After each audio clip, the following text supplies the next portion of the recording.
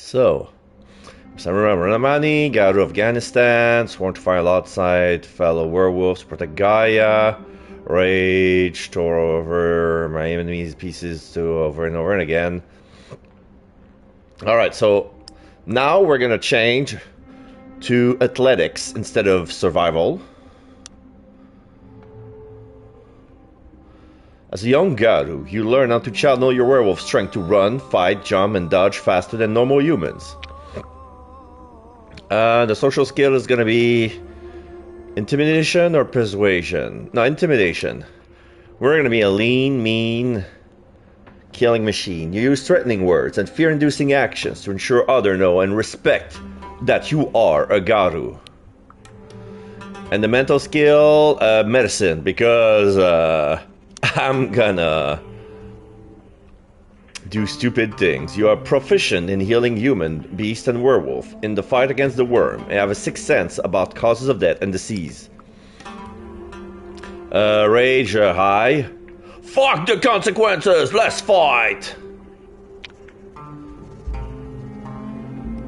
I am the first to enter a fight and the first to start one. The Harano is gonna be low because if it's high,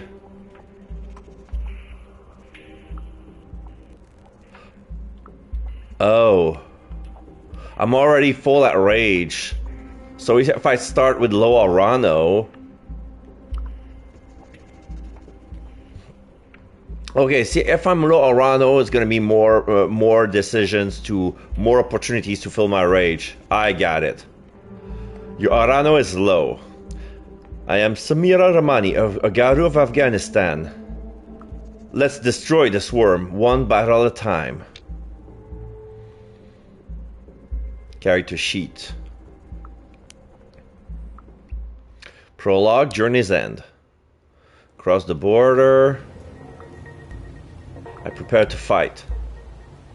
I was tense, on guard, and ready to fight. But the bone-white snow and the stark trees that surrounded us were bereft of life. Kazim ran by my side, my hand gripping his thin arms as we raced alongside the border of Belarus and Poland, searching desperately for a way through the barbed wire fencing that pitilessly barred our way. The cutting, raging snow blinded our eyes in the freak storm, a series of bad luck in the never-ending tragedy that had begun months prior when the Taliban had overtaken my country once more. Hurry!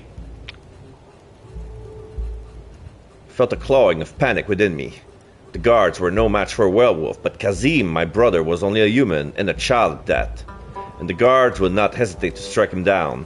High rage, I wanted to destroy them all before they had the chance. Tendrils of red began to suffuse the corner of my vision when I felt a small hand grabbing mine.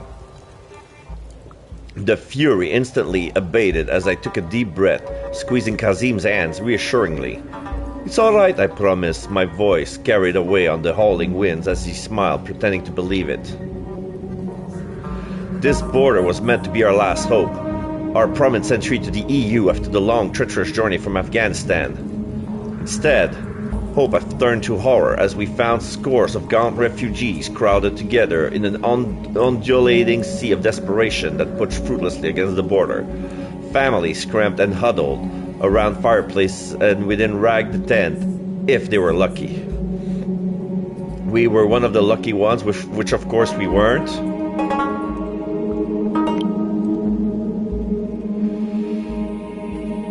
Even the tent would not start a freezing gap in the coming winter that loomed like the mountains of my homeland over us all. The violence of Polish guard and razor-sharp barbed wire fencing were stopping us from getting in, while Belarusian soldiers were preventing us from getting out. We were trapped like a mahi caught in a net. Okay, we read that. You must escape. Where? How? There was no answer. As far as I looked, the barbed wire stretched even forth, a delicate ornamentation that sliced through the forest. Fresh snow dripped over the smooth path of either side, concealing the graves of the trees that the guards had torn down to make way for the silver ribbon of pain. My eyes friendly roamed the fencing as we ran. Over there!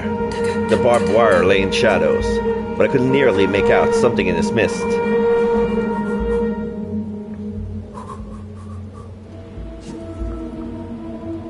I survey the area. Wisdom +1. Alright, win glory through defeating mighty enemies, gain honor by following your moral imperative, accumulate wisdom by acting efficiently and thinking well before you act. Your renown will change as you play, contributing to Samura's legend among the Garu, yeah. The area nearest the fence could be treacherous. I rapidly scan, but it all appears safe as I cautiously approach. A shadow form taking shape, a tattered backpack, a corpse of a rabbit, or a face. I'm gonna go with a backpack. The tattered canvas of a backpack that now lay in shredded ribbons. As I move it gingerly aside, my heart beat excitedly as I stare at the hole in the fencing beside it. This was our chance to escape. My alert senses picked up the crunching of footsteps approaching as we dashed back into the woods. Just in time, as you watch a guard march along the fence where we had stood. Motioning to Kazim, we melted into the forest, putting distance between ourselves and the soldier before we took off once more. Glints of the barbed wire shone at the corners of my eyes as we ran onward. In turn, the gleam of a flashlight, the eyes of a guard, the edge of a gun. The hunters seeking the child at my side was their prey. We ran faster and faster. Another burst of light. Luna. Yeah, more boosted Arano moments we did not have. For the moonlight shone upon the hunter which I had feared, but a Russian border guard headed our way. Athletics, I could take him. I sprinted recklessly towards the guard, my feet silent across the surface from years of racing across snow-capped mountains. At the last moment he sensed my presence, turning his face just as I connected with my fist, strengthened with the power of wolves. With a satisfied crunch, he dropped unconscious into the snow, my heart racing with exultation. I quickly covered his body with the powdered snow to hide him, not caring if he lived or died, as long as it ensured our safety. I motioned for Karim to come over as we cleared the snow. Karim scurried beneath the fence, like a hare fleeing the snow leopards that snapped at their heels. As he wriggled through, Kazim's coat caught in the fence razor-sharp clutches. I shoved him forward, following close behind as we last made it safely to Poland. A piece of his torn coat clenched within the barbed wire silver hand, our final sacrifice to the border. The clearing. We only want a few steps into Poland. Extend forests abruptly. Heard about this forest as a child. Just learned about this forest recently. No, I heard about this forest.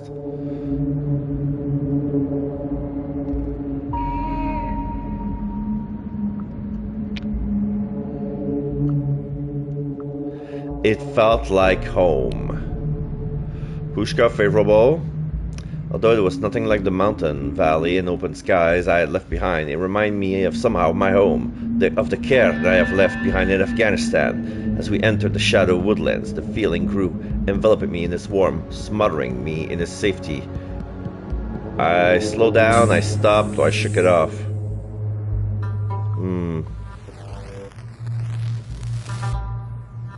Let me slow down. As I slowed, Kazim looked at me in surprise. Sabira, what is it? The smell of sheer chai wafted towards me, the scent of my favorite tea filling me with an ache so sharp I could barely breathe. And then it was gone. Will Aunt Khadija come get us? Kazim whispered, the sound of making me start in the oppressive hush silence of the dark forest. Yes. Once we're out the woods, we can find a phone and call her, I whispered back as he looked relieved. Warsaw isn't very far, so we might even see her by tomorrow. You will enjoy Warsaw. Her apartment is amazing. Do you remember her? You'll like the city, I promise. It's a lot different from our home, but when I studied there, I found all of the best spots. And we can enroll you in a school, an actual school. Kazim seemed less enthused at this as I nudged him. A school where you can play football. His eyes lit up as he grinned up at me. Stop right there! Alright, now we have the guards.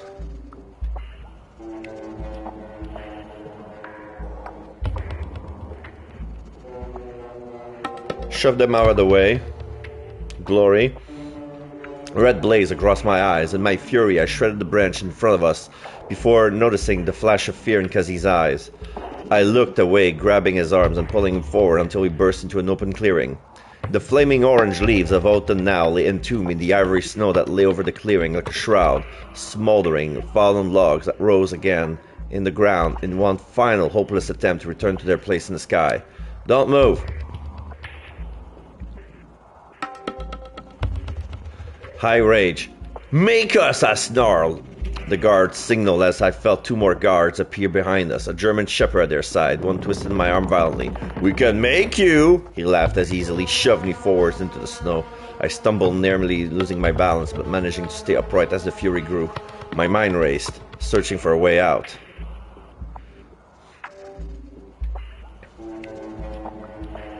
Intimidation. Let us go! A flash of the wolf blazed in my eyes as the guard in front of us took an unconscious step back. Are you scared of this little girl? The mocking voice from the guard behind us shook the others out of the spell, their fearful looks morphing to hatred. Pain lanced across my vision, -1 health. As I fell forward, the guard behind me had cruelly shoved me to the ground as the other men laughed. My body shook with suppressed rage as Kazim pleaded with me with his dark, frightened eyes. But the time for cowering and hiding was over, for I could see in their eyes we were merely rats that escaped from their cages. And we could either obediently return there or be put down. But I was no rat. Okay, so now we're gonna turn.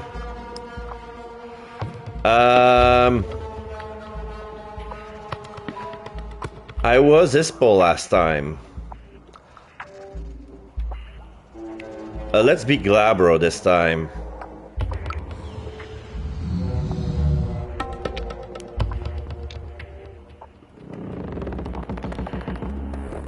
Stop what you're doing, one yell, hear fear.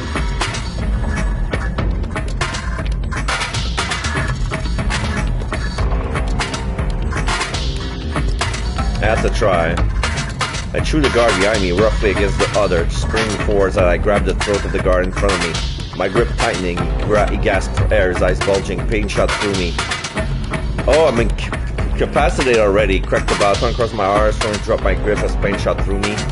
No more sudden movement or I shoot. I saw it pointing at me, but a frightened form of my younger brother. Owls suddenly rang throughout the night sky. With a rush of fang and fur, a Garu launched into the clearing. I joined the fight. I took advantage of the chaos and turned on the nearest guard. So this is what Mia saved me. As I swabbed their face, yells and snark filled the clearing, but even with guns, 4 human guards were no match for us all. Silence crept into the clouds, stared above, Luna shining benevolently down the crimson blood. I shifted back. Impaired.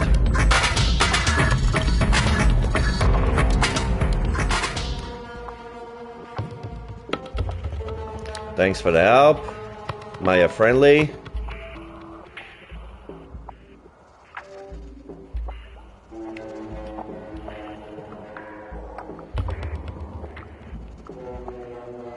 Scanned for the clearing. I scanned the clearing, the wolves, the bodies. Where was he? I scanned again, feeling my breath choking me. But he was nowhere to be found. Amongst the wolves? No. In the forest? The bodies? The bodies. The panic violently tore me as I stared at the ravaged bodies in the snow, one smaller than the rest. So yeah, we managed to kill Kazim anyway.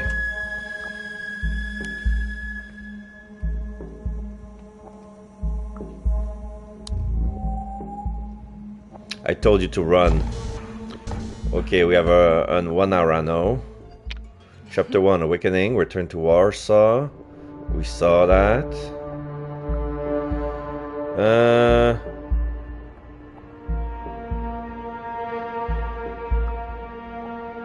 Prefer Luna, one with kind or different? Okay, let's go with kind. Honor.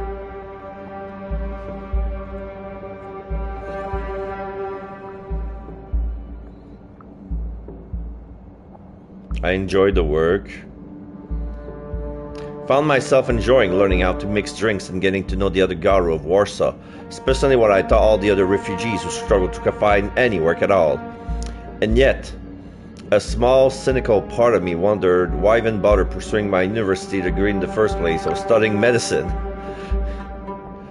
Complete my degree in medicine at the Medical University of Warsaw. I had a hope to return to Afghanistan and become a doctor there, but those hopes have been dashed.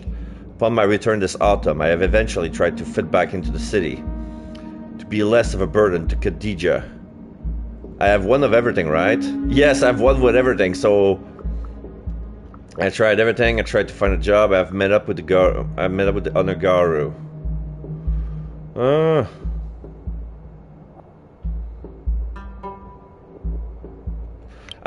the other Garu, trying to get involved in the affair of the Sept, but it had felt harder and harder to care about protecting the humans. Eventually, I had given up. What was the point in going outside, even when everything turned dark and grey and memories floated through every stranger's face? I had heard Khadija's whispering of Harano to Victoria, her girlfriend, the Garu Despair. Lo Harano, I fought against it, but I felt it grasping at my heart every day with a new intensity. I worry how about it would soon consume me. I shoved the thought of Khadija down as I turned to my side. The beckoning call of the moon. With a high rage, I ignore her. Even though I knew it was not her voice playing in my memories, I harbor some resentment. Still, a small part of me imagined that it was her from that tonight. That it was her form. Still, a small part of me imagined what her form was tonight. That he had been taking the shape of the night of my first change into a werewolf. Yeah, the auspice. Okay, so I'm gonna be a Narun. So it was a full moon with the special ability Hair's Leap.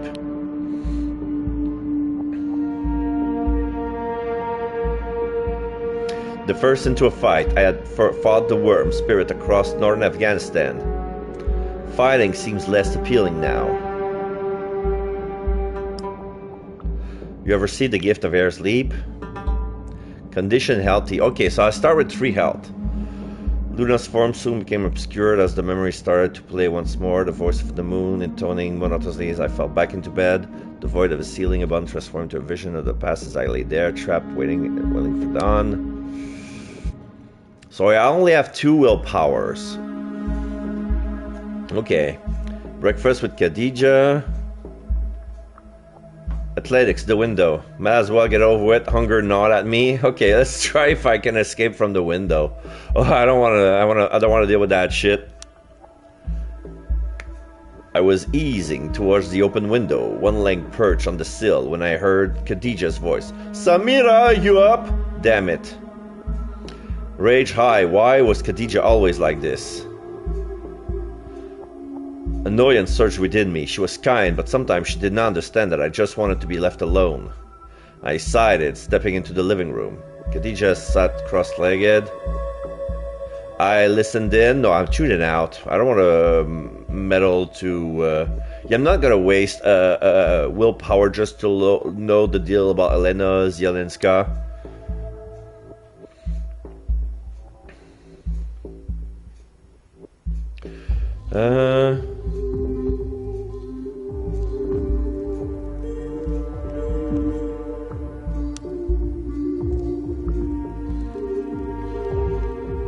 Although usually careful when I left our Sep's village to follow tradition, I have accidentally been caught once on my own by a stray traveler while exploring the Hindu Kush mountains. I had confronted him. Yeah, this is where I use Animal Ken and avoided him using the way of the goat. I had confronted him. He had been shocked, his eyes bulging at my audacity. And then they had been bulged in fear and as he ran away, sprinting in the opposite direction as I revealed my true nature. A maroon tablecloth woven with delicate geometric patterns was spread in front of Khadija, upon which rested breakfast, dishes of raw eggs with fried with vegetables, paneer cheese, sambosa, and my favorite, shirshai tea.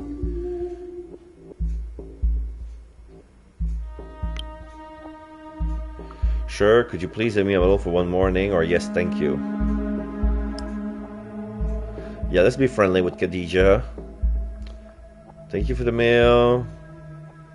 Bland.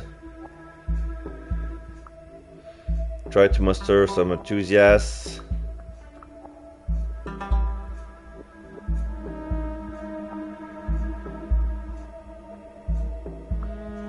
I wasn't so sure. They're beating down the door. Okay, let's be a little sassy.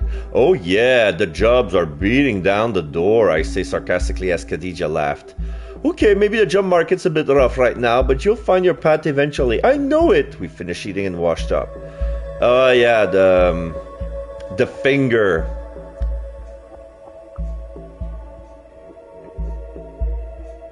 I'm gonna say I guess. I'm not gonna waste willpower on that. I guess. Mystery package.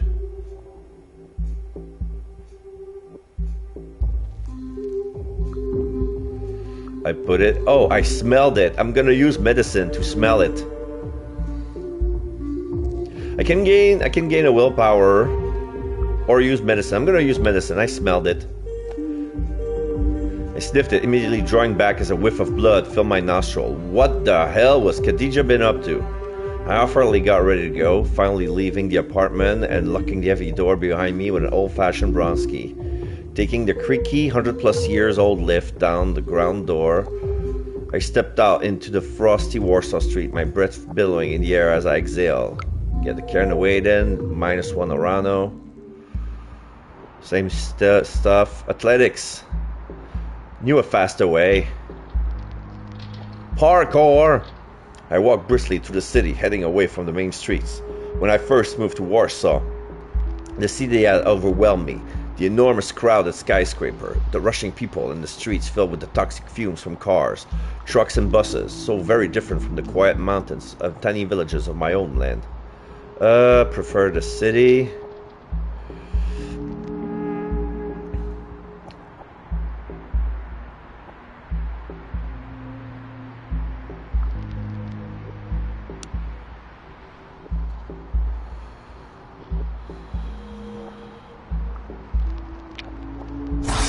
Oh yeah, we saw the little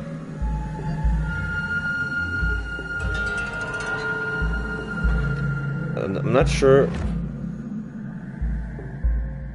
Yeah, the lesser spirit that looks like a spider. Okay. If it were any other person, it would have it may have done so, but it could not keep me out. With a single fluid leap, I easily cleared the top, landing lightly in an abandoned lot. As I walked, my gaze was drawn to a mass of fragmented stone. The smaller ones, resembling tiny broken bones, formed into a dozen miniature fingers. Fingers that began to twitch. Horror filled me as I watched the stone lift himself up from the ground, multiple hands of broken rubble fusing together. With a sudden rapidity, the crumbling spider-like monstrosity began crawling in a tumbling zigzag line towards me.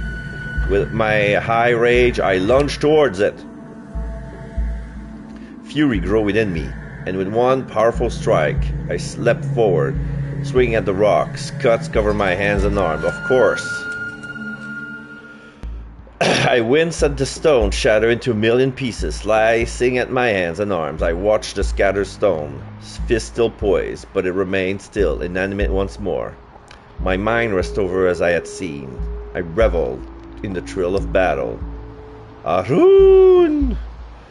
The thrilling fury of battle coursed through me as the smell of the blood on my hand filled the air. I quickly whipped it off, my mind racing over the incident.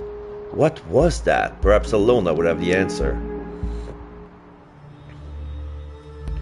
Here, the Cairn of Warsaw. Glory, a place of ferocity where spiritual power raged forth from every brick, declaring itself as the stronghold of the Garu.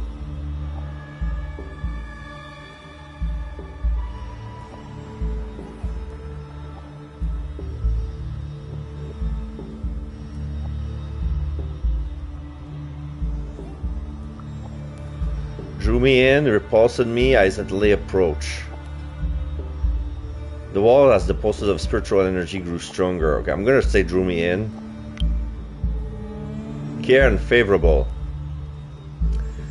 Across the empty road, approaching the wall as the pulses of spiritual energy grew stronger. Fierceness to match the cairns rose within me as I eagerly stepped forward into the flowing wave of rage.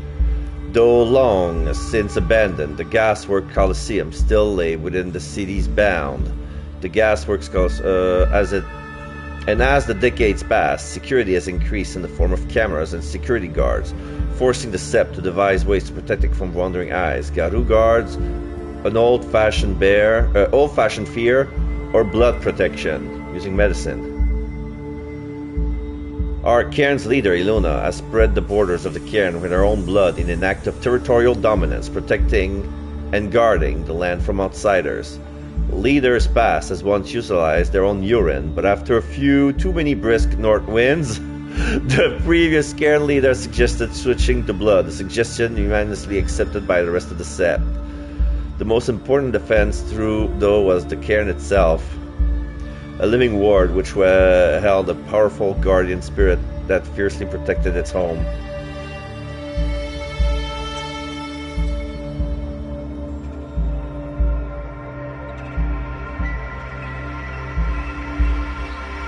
So yeah, they're using the blood because sometimes it's too cold to drop to your pants to pee. Brisk north winds. I had sensed it. Cairn friendly? Only the ones. When I had attended a Garou meeting while in university, barely even a glimmer of a feeling, but it had left a deep impression of my mind ever since. As I approached, a thick wall of grey concrete topped with barbed wire came into view. Another reason I avoid coming here after my return to Warsaw. I used the main entrance. A hidden gate disguised as a section of the wall. The way through was openable via one of the many graffitied artworks that covered the concrete. 3/ mark, a werewolf, the moon, or the earth.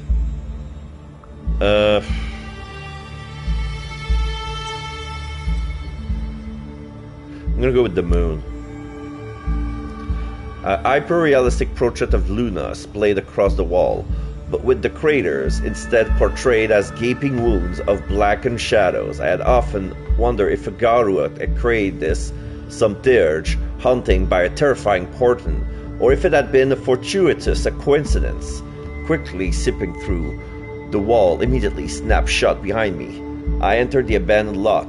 Surrounding the cairn, a desolate stretch of straggling wild grasses and patches of parched dirt, covered intermittently with piles of decayed snow. The overcast skies ahead parted as the sun streamed forth upon the grim cairn, highlighting the rust red of the outer walls and accentuating the darkness within. As the gleaming rays shone down, they touched upon an object out of place amidst the dusky. Yeah, the silver pendant. What will be useful if I play, if I'm using the Alexander pad. So I'm gonna take it again since I have to relinquish it once I choose to do Pat's investigation.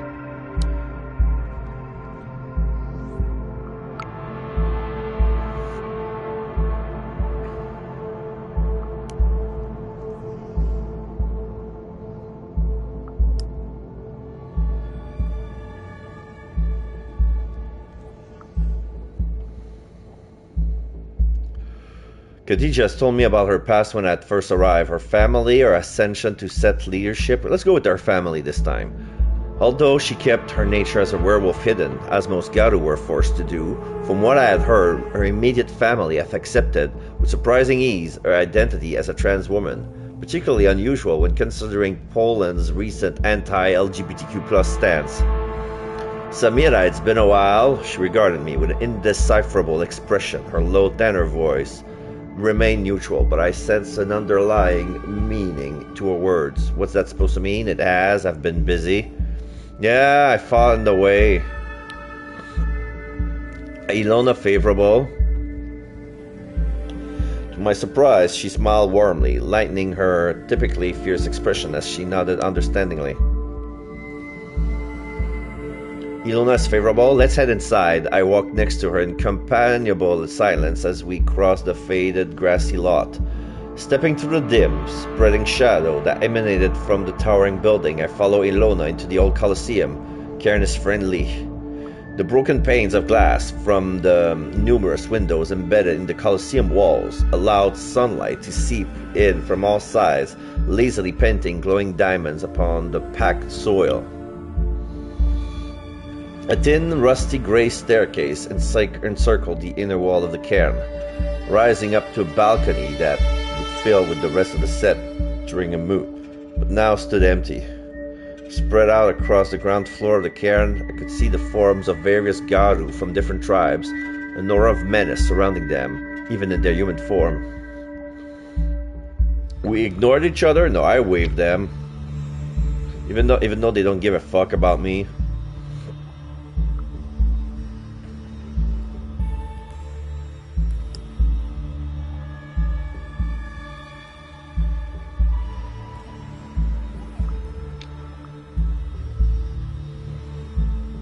Okay, which, I'm gonna be a Shadow Lord, I think. Yes. Yeah, the command that cannot be ignored, forcing the person to perform an action.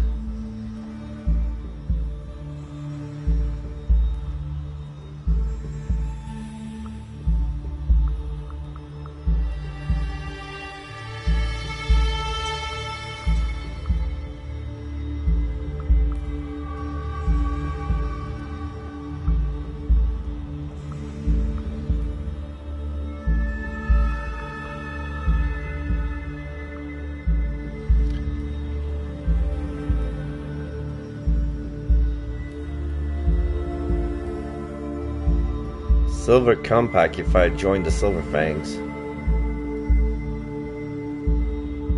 Protection is received from otherwise hostile spirit. Now I'm gonna go with yes.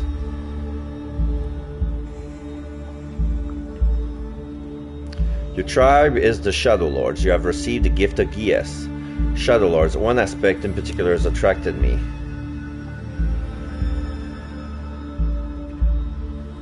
Dominance, shrewd intuition, or cunning?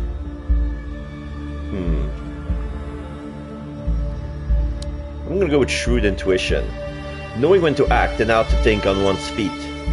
Drawing my gaze away from the other Garu, I follow Ilona across the cairn, passing the very heart of the Colosseum in which rested the remnant of the Sep's former cairn from before the war.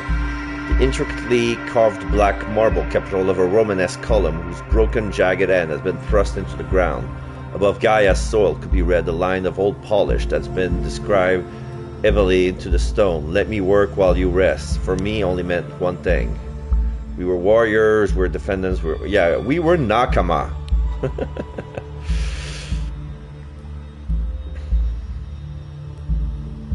Wisdom +2. Then the vision disappeared. She was calling me by my werewolf name, the one I have chosen. Oh, it's the same. Zohal, Koi, Minu, Pariza, or Azadeth.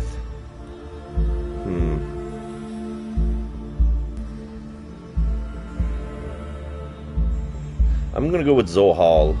Since I'm an immigrant, since I'm Afghani, they would name me Zohal because, yeah, you're a moon from a far-off planet. Maybe I'd been presumptuous, but I imagine a kinship to Luna when I have chosen it. Oh, you chose it! Okay. It had been a long time since I had heard that name. It no longer fit me, it filled me with a sense of comfort, a bittersweet feeling. Yeah, a sense of comfort. Yeah, you have to embrace your werewolf name.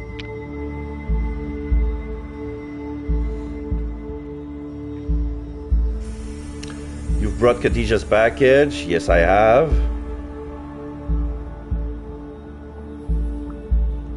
I handed it over. I'm not gonna ask. Because it's blood. You don't know friendly. And it's a severed finger.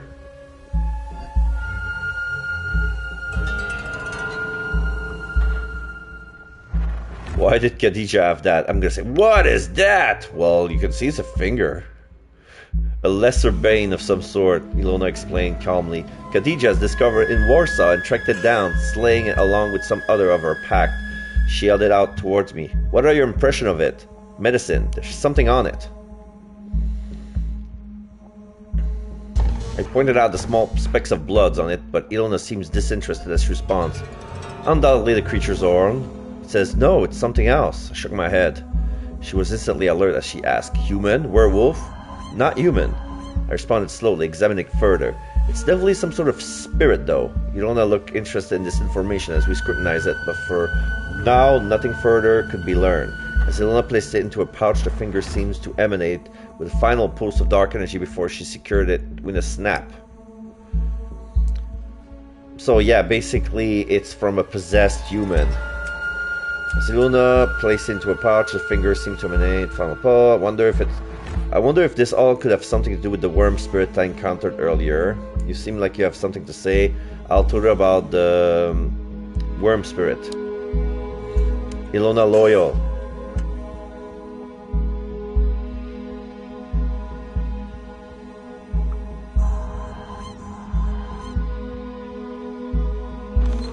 Yesterday's death and the recent accusation. What accusation? Ilona hesitated. Some feel the worm is responsible. The Garu that was killed by a worm spirit. Hopefully. No, it wasn't. Right now, one of the Glasswalkers is investigating it, so we should know more soon. Although the worm has always been a problem in Warsaw, what is happening now feels unprecedented. And as far as we destroy the lesser worm spirit, others appear in their place. What do you think is causing it? Greater worm spirit, no definite proof. -1 Arano.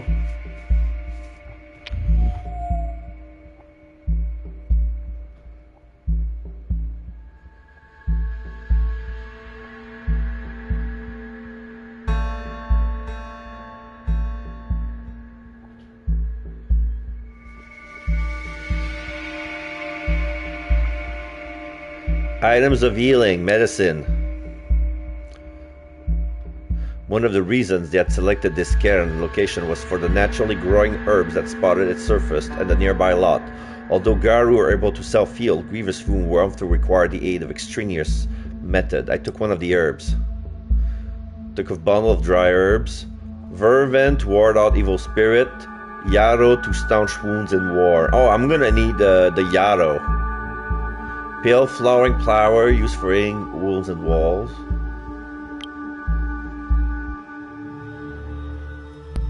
Yeah, Andrzej Skarzinski.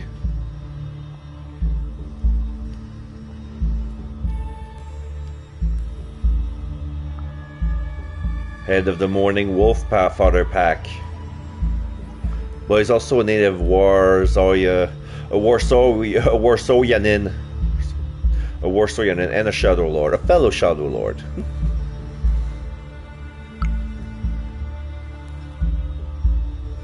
Andrzej was one of the wealthiest families in Warsaw. Some even whispered that his family was used his werewolf powers in the past for their own gain. Ilona alone continued to pointedly ignore him as he strode angrily up to her, the sunlight casting an ethereal glow upon his blonde head, as if anointing him as it's a avenging angel. I was wary of him. He was everything a werewolf should be. His method was brutally efficient. I was wary.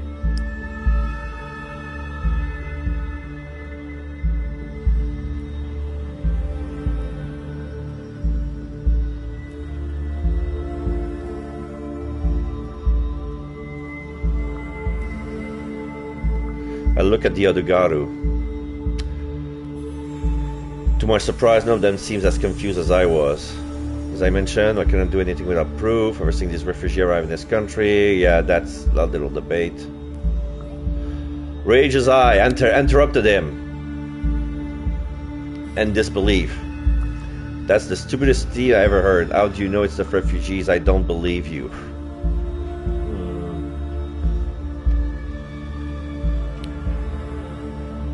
Unfriendly -2. How do you know it's the refugees? My voice was disdainful. Andrzej stirred to me contempt in his eyes as he caught sight of me, but a charming smile plastered on his face.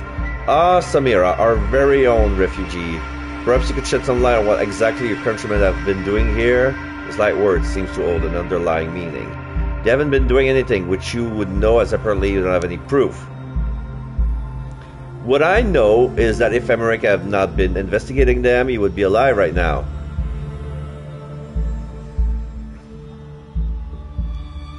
So yeah, he was killed by a higher spirit of the worm, but he blames it on the immigrants.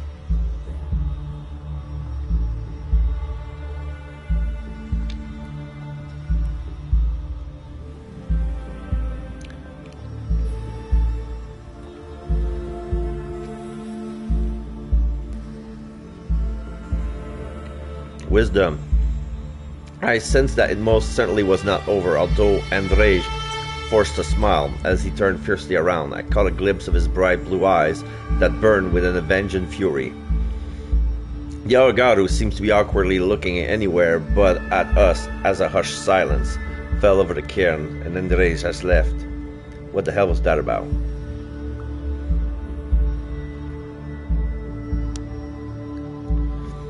Why did Andrzej ask the refugee so much? Well, there has always been a bit of a divide between the Polish and non-Polish Garu. This seems to go far beyond that. I wanted to ask Ilona, but as I glanced down at my phone, I noticed with a start that my job at Apocalypse would be starting soon. Yeah, I'm about to be late. A vision of war filled my sight. Gleaming eyes of werewolves past and present shone from the shadows as owls of raging glee filled the Colosseum, crying echoes telling of the fight against the worm, of the fervor to Mother Gaia. I became caught up in their rage. Cairn Loyal +3. The vision wrapped around me with a slow, briny wave of intoxicating hope as it swirls before my gaze. And then, with a muffled stillness, the door shut me out and the vision vanished. Alleyway brawl. Oh yeah, we're gonna kick some bigot. Just intimidate should be enough. Yeah, back off. The fierce growl in my voice caused them to quiet down and slink away. I turned to go, but one man grabbed my arm. Judging by the nauseous smell of his breath, he was clearly too drunk to know what was happening around him. Yeah.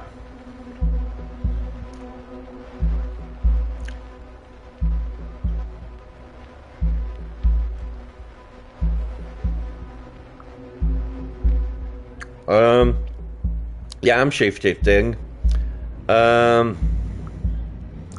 wolf. I'm gonna go with wolf. I was Lupus, the wolf form. My body doubled down in pain. My arms and leg cracked and twisted.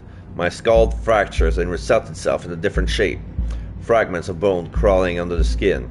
My skin was rippling and sprouting fur. I howled in agony. When the pace subsides, I was Lupus, a wolf, singing the world in smells and sounds.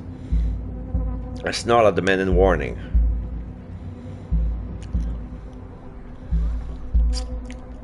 He stared down in the drunken haze of confusion. I laced with fear at the wolf at appeared. I bit his arm, I howled, I knocked him over.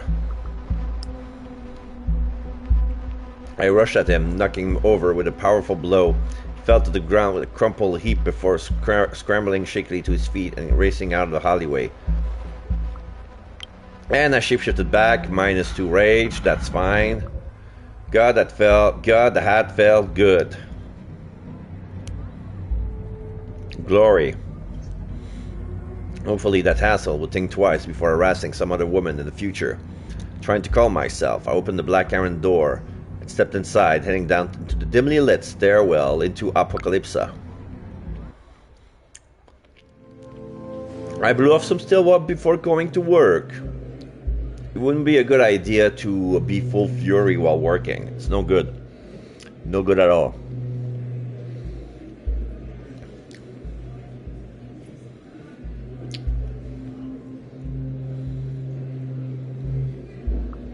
Shadow Lords. I rarely joins the other Shadow Lords. Unofficially led by Andrej, one would never call them welcoming, but since my Arano affliction has been even more pointed and unfriendly at best. Above the bar itself, small marionette. They were cute.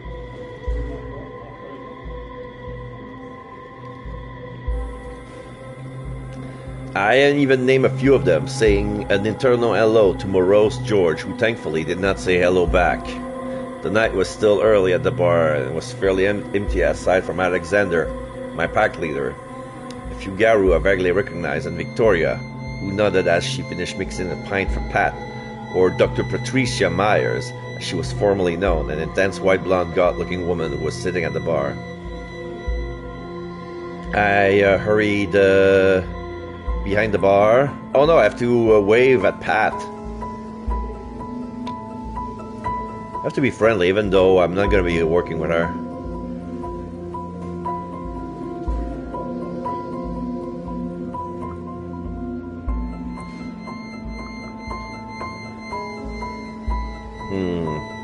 What did I say last time?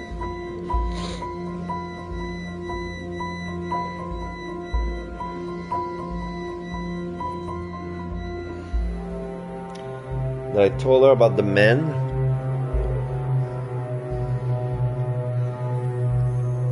Well, let's talk to her about the men. There were some drunken assholes out back. She was instantly alert, her dark brown eyes narrowing as she asked me what had happened. I told her about the injured man. I may have beat one up. He's okay though, I think. For fuck's sake, Samira, why the bloody hell did you do that? Did anyone else see you? Just him. Just the one. Well, that's good at least. Her gaze softened. Come on, we better get started.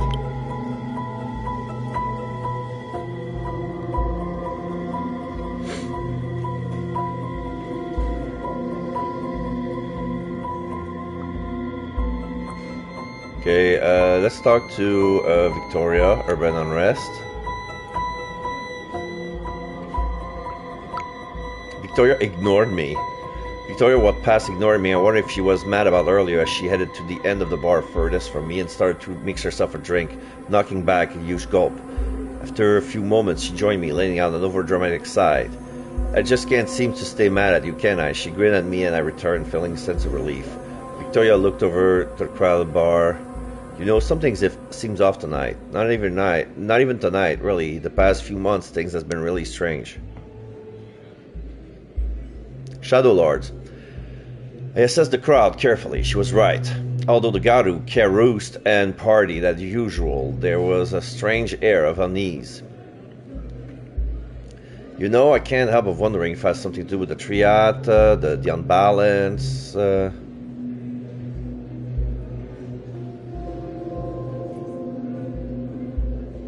You think it's the worm?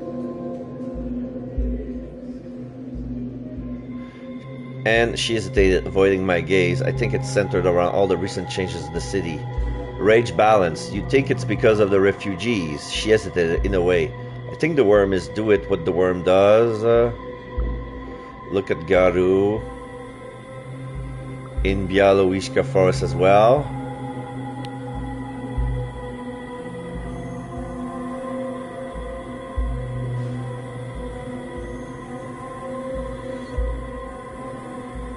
Yeah, urban unrest.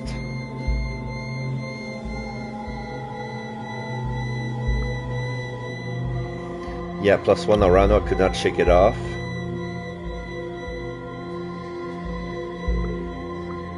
Let's go talk to Alexander.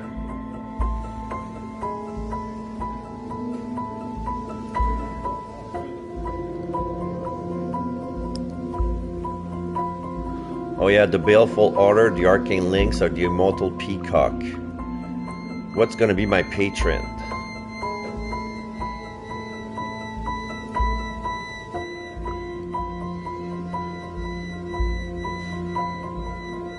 Let's go with arcane links.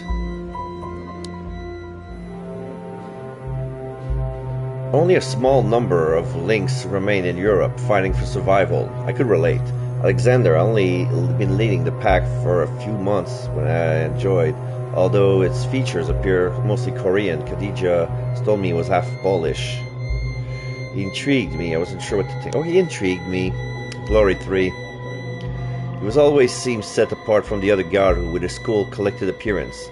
Yet I'd caught glimpse of a fierce rage in his blue eyes, which made me feel that perhaps he was the same as the rest of us. Alexander indicated the seat next to him. You have a moment? Yes, of course. Favorable +1. As my pack leader, I cannot really deny a direct request. I glanced briefly at the bar. Victoria seems to have covered for now as I sat down. There's a divide.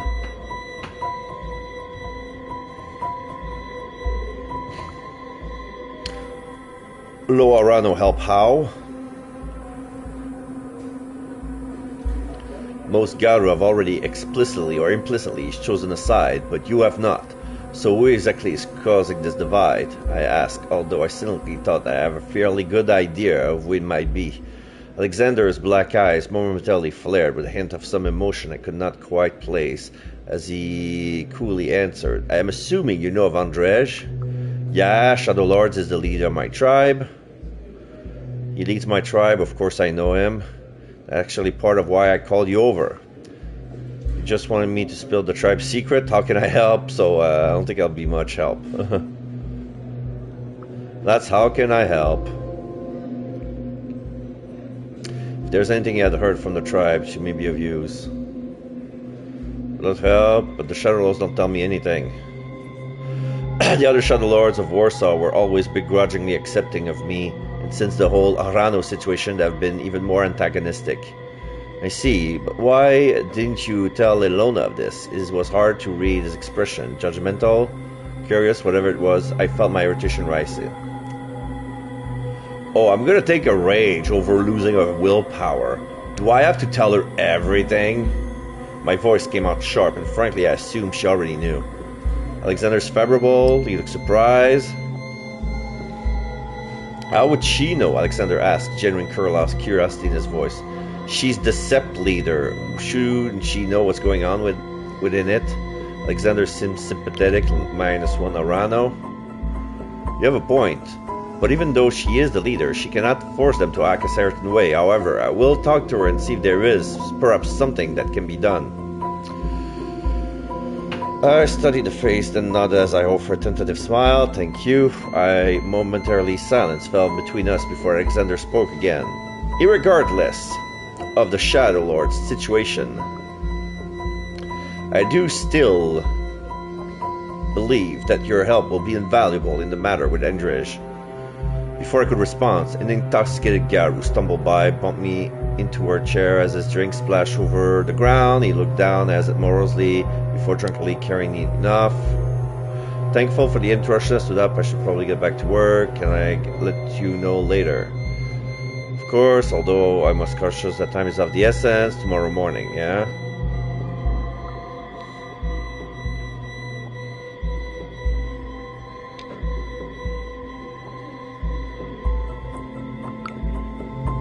Grim tidings. Talking to Pat. You alright? I asked in concern. She just stared at the glass, giving a slight shake of her head. I leaned on my elbow, facing Pat. Okay, tell me what's going on. Pat swirled the heavy glass easily in her slim hand, staring out at it moodily. Don't suppose you heard of Emmerich? Recall the name. The Garu was skilled. That's the one. He was a glasswalker, a friend of mine. The Zero Arano. God, I'm so sorry, Pat. She just nodded morosely, taking another heavy sip before continuing. Pat leaned closer to me. We're pretty sure that caused by Bane.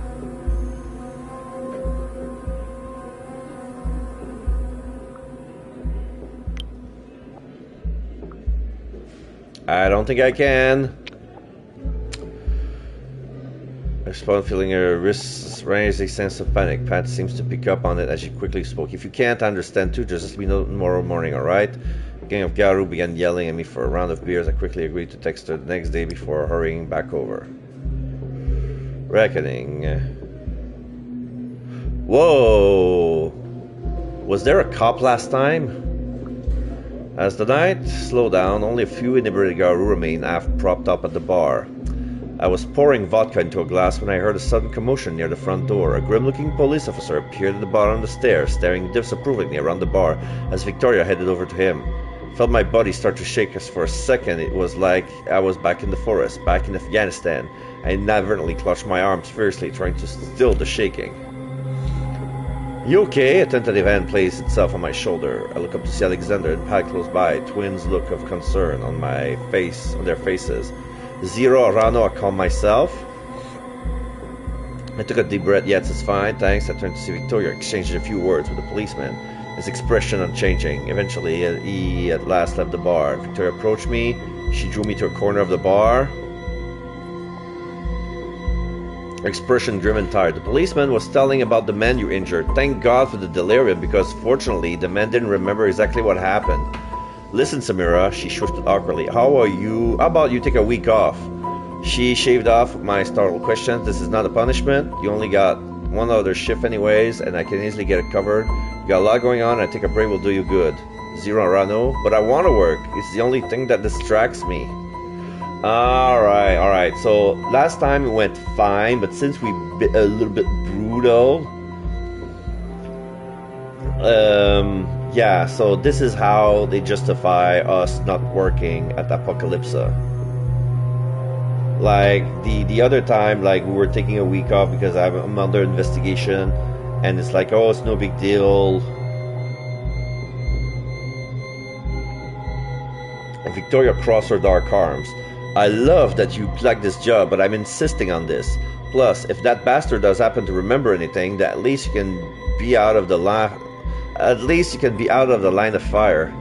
I reluctantly agreed, and she smiled at me reassuringly. "Only for 1 week, I promise." As we began to close the bar, I recalled Pat and Alexander's proposal, feeling my heart briefly lighten. Perhaps that would be enough to occupy my mind while I was away from the bar. Perhaps enough to chase away the nightmares. From home to home.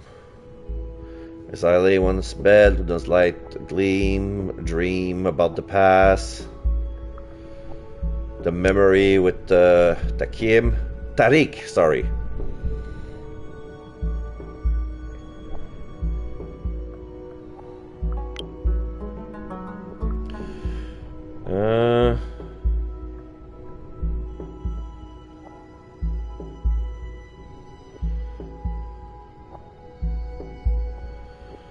We're going to safety,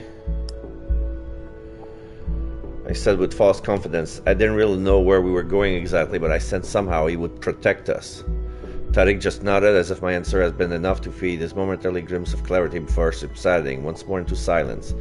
Continued onward, the terrain becoming harsher and steeper as my thin legs carried us over rocky steps that turned into hills, that turned into mountains. As we crested the peak, I drew in a sharp breath. The view momentarily painted the picture over my inner turmoil as I stared in awe at the valley before us. Verdant fields caught between two mountain ranges of stone and snow and rubble.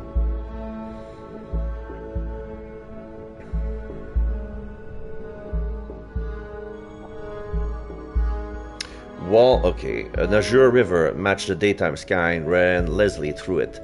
A small village nestled alongside the flowing waters.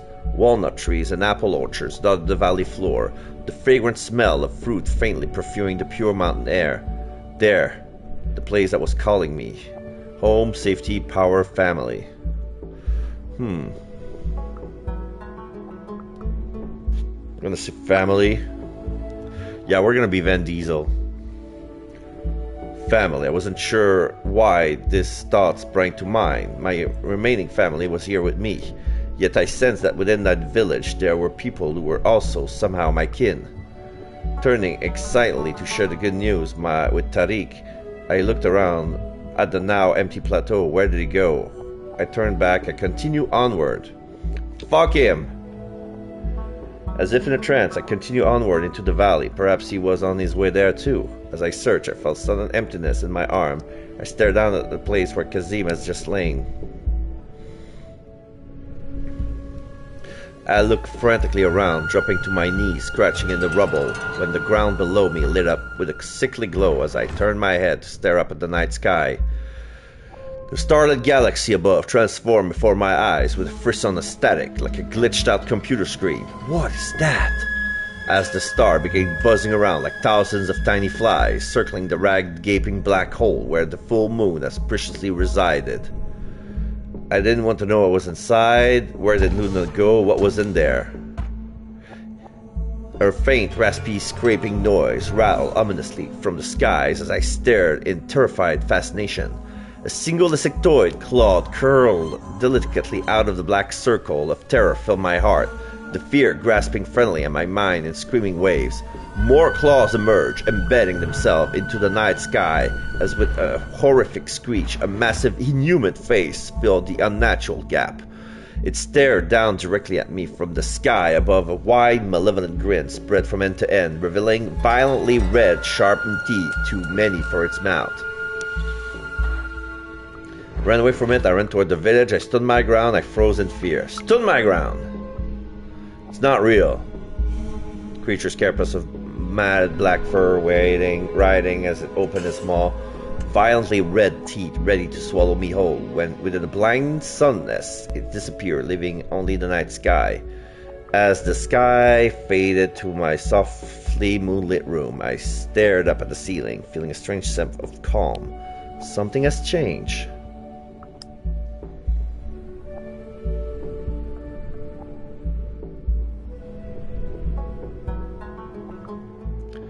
So let's see, I encountered a worm spirit in the form of a spider, 80%.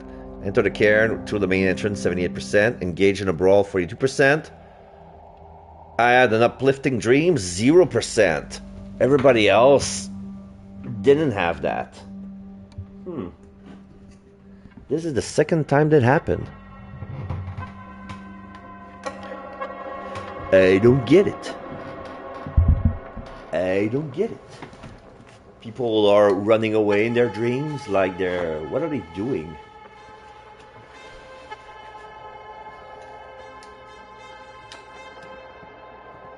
This is why I never remember my dreams.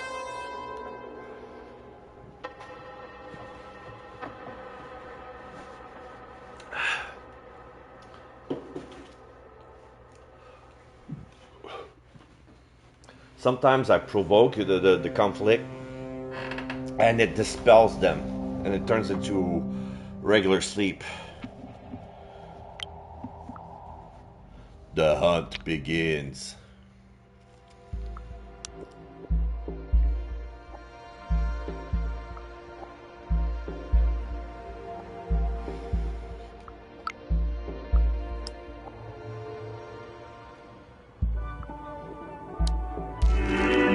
Khadija Loyal.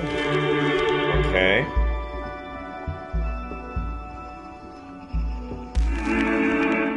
I'm so sorry, Samira. Victoria told me everything. How are you doing? I could be better. I gave her a hug, or I'm fine. I gave her a hug. I could not help myself as I fell into her arms, hugging her tightly. Ah, that good, huh? She hugged me back as I felt a few tears slip out. Quickly blinking, I broke away feeling embarrassed. Sorry. Why are you apologizing? It wasn't your fault that those assholes came after you. She grabbed my shoulder, and I think you handled it perfectly. I felt better. Okay, -1 rage. I let out a shaky laugh, feeling relief flood through me thanks to Khadija. She pulled me into another quick hug. I got to go to work. Feel free to text or call me anytime today. I nodded as she headed out the door. Taking a deep breath, I pulled out my phone to check it. Time to choose. Yeah, Alexander. I open Alexander's first. The timestamp mark is as having arrived at 5:26 a.m. I hope he is in the morning person.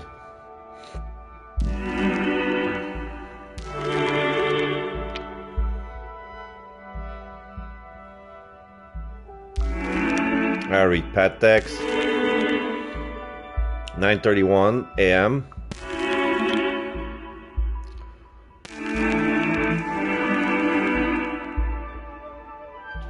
I choose Alexander. Alexander friendly +2. Progress save. I will help Alexander with his investigation.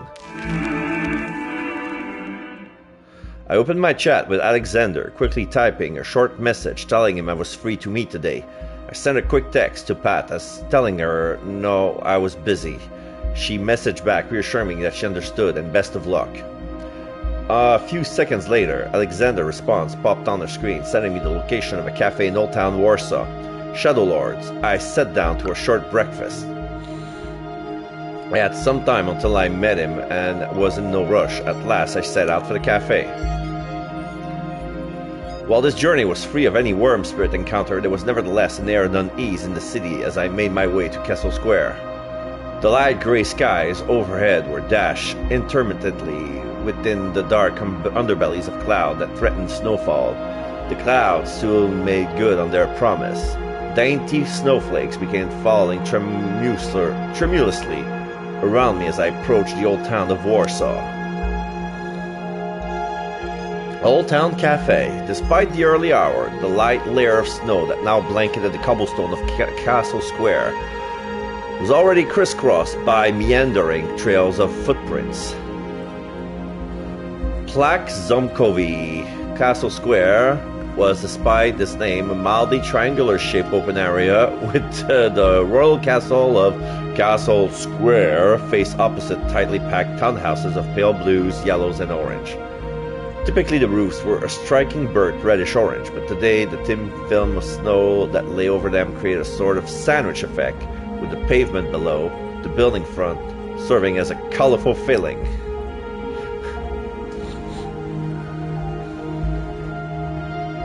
After the devastation of World War II, the city had been almost entirely reconstructed, but remnants of the past remained, including one of my favorite landmarks, Sigismund Column, the Barbican, or the Royal Castle. We're gonna go with the Barbican. The Barbican, although the name always vaguely reminded me of a fish, it was actually a fortified outpost made of pale red brick, and one of the few remaining structures largely intact from before the war. Only the area nearest me showed the effects of war, the edge of the wall cut away in a staircase effect. Once I have always had to resist the urge to climb. Seeing the Barbican fill me with hope for my own country reminds me of Afghanistan. How? It reminded me of Kala Ikhtiaruddin, the citadel of Herat in Afghanistan. Oh yeah, the Barbican reminded her of the citadel of Herat. A dusky brown sandstone structure dating back to the days of Alexander the Great that has defied the walls before, and I hope the war since.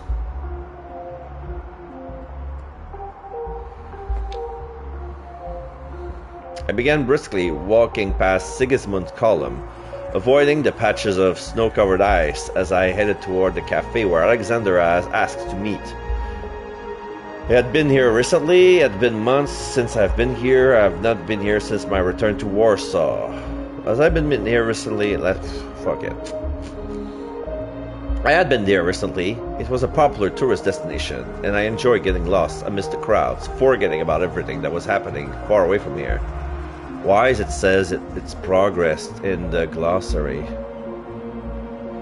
Okay.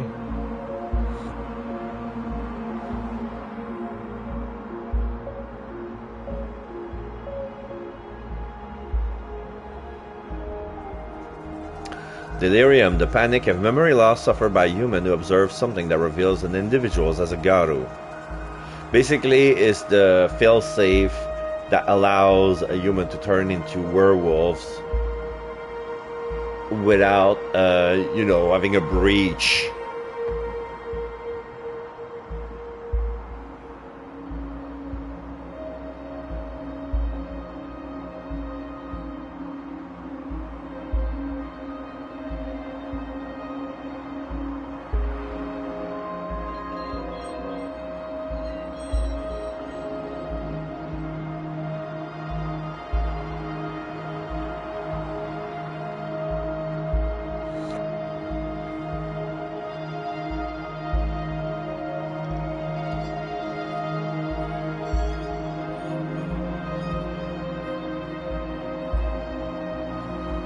I only picked enough Yaru to be using it once.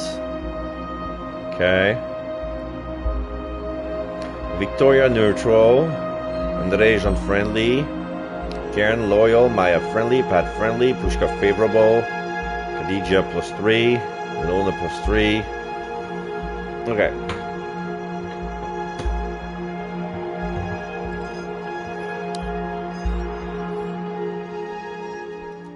Approaching the cafe, I noted Alexander was already there, sipping a steaming cup of coffee out of a smooth, white porcelain mug. For some god-forsaken reason, he had decided to sit in the cafe's outdoor area despite...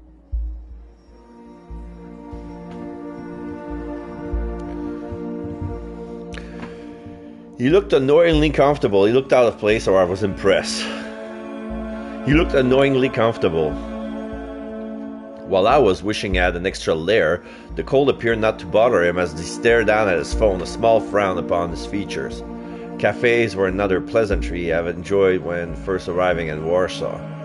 Although I had been to one before when visiting my older brother in Kabul, my village in the Panjshir Valley has certainly not had any.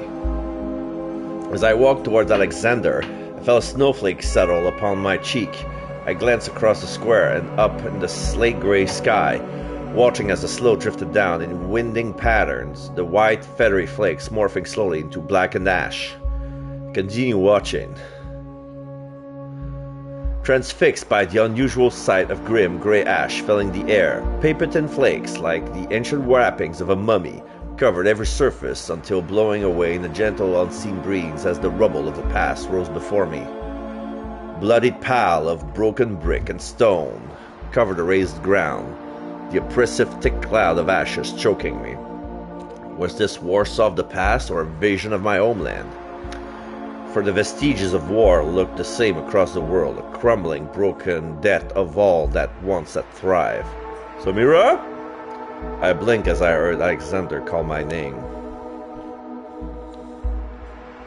The snow resumed its gentle fall around us as I saw him regarding me with dark eyebrows raised. Is everything alright? I thought I saw something. It's nothing, or ash. He looked at me questioningly. Just now. It was as if ash was falling from the sky. I realized I was babbling as I took a deep breath and told him that I had what I had seen. Alexander's blue eyes glinted as he considered what I had just told him. Arun. I wanted to do something. Shouldn't we do something about it? What do you think we should do? Alexander asked. Glory, go after it! I opened my mouth to suggest going after it, but whatever it was that made the vision had clearly left as I just irritably shrugged instead. Alexander leaned back, tapping the side of his mug unconsciously and appearing lost in thought. I waited for him to respond. What do you think it was? I have an idea what it was. Wisdom 3. I think I have an idea what it was. Really? His blue eyes focused back to me. Yesterday I encountered a worm spirit. I briefly told him what happened, finishing with Victoria also mentioned that the city has left off to her. I think it all ties together. I'm just not sure how. I may have the answer to that, Alexander said, gesturing for me to sit in the chair in front of him. A frigid breeze of northern air swept through the open square, buffeting me as I shivered, glancing askance at the not terribly inviting snow-covered chair.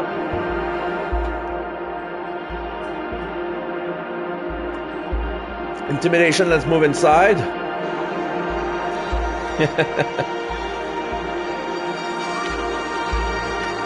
Favorable, oh.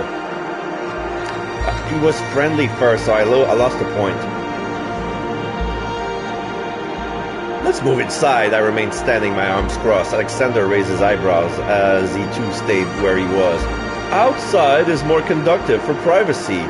Then you can stay out here and freeze, but I'm going inside. I turned on my heels and into the cafe. After several moments, I heard him enter behind me. His demeanor was chilly, but hey, at least I was so warm, so I ignored it. Okay, so I went my way and he, I get it. Alexander selected a small wooden table near a large bay window that was away from the other customers. The antique chandelier overhead gave the piece a touch of intimacy, casting a warm glow around us. An awkward silence hung between us, punctuated only by the whirring of an espresso grinding and the hissing of a steaming milk, above which we were interlaced the murmurs of conversation from the few people on the other side of the cafe. "Would you like a coffee?" Alexander asked abruptly as I blinked in surprise. "It's on me. Caramel cappuccino, matcha latte, or no, I'm good. I'm gonna go with caramel cappuccino." "Could I get a small caramel cappuccino, please?" I asked hesitantly, feeling slightly guilty about having him pay for me, but he just nodded as he walked over to the counter. While he was busy ordering, I idly looked around the cafe, at the books, at the pastries, at the decor. Let's look at the decor. The interior was cozy and calming, with hanging plants overhead and flowers decorating every table. I felt myself relaxing in the enveloping warmth. After some time, Alexander returned with our drinks as I took the floral porcelain mug with a thanks. He sat down, a second cup of coffee cradled in his hands. "Alexander, investigation. Before we get into it," he began, "I wanted to thank you again for agreeing to come here today. Zero Arano, I muster up some cheer." "Happy to help," I said, attempting to be cheerful. He smiled, a dry tone in his voice. "You may not feel the same once you've heard what I have to say. As I mentioned yesterday," continued, "I need your help with a problem that has arisen. Wisdom or glory? Ilona's investigation, you mentioned things have gotten worse recently." Let's go with glory." Alexander nodded slowly, lowering his voice. "Yes. There has been a challenge to Ilona's leadership, and right now Ilona is not sure who she can trust. She trusts you, she obviously trusts you, or she trusts me. I'm gonna say she obviously trusts you."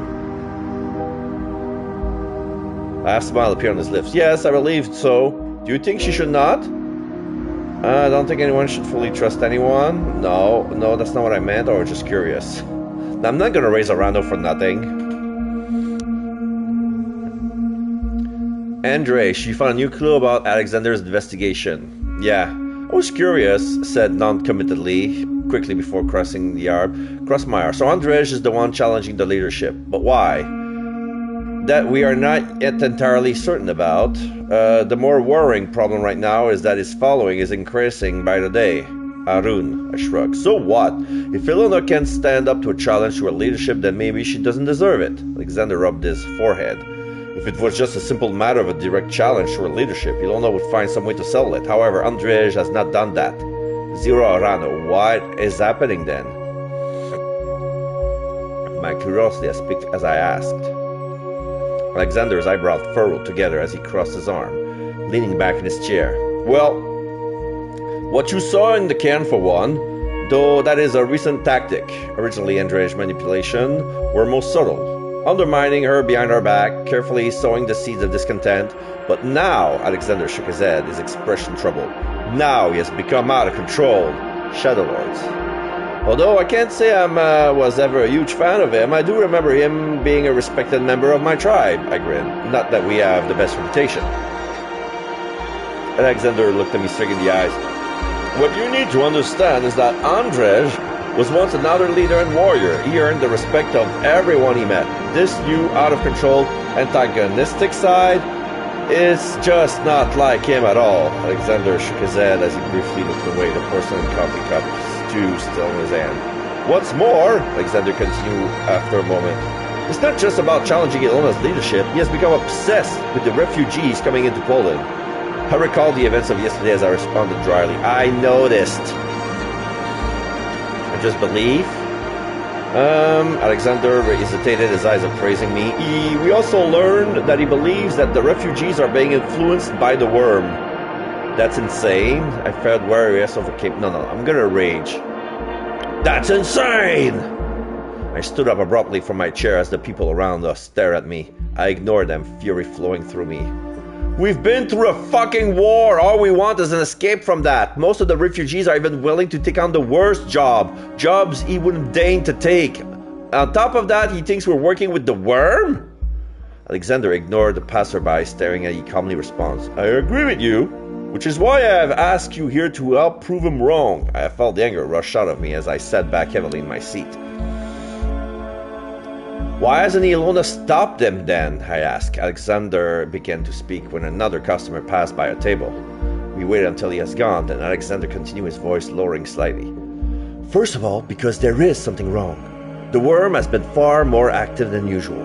And now with Emmerich's death, Andrzej has gained more supporters who are looking for answers and solutions.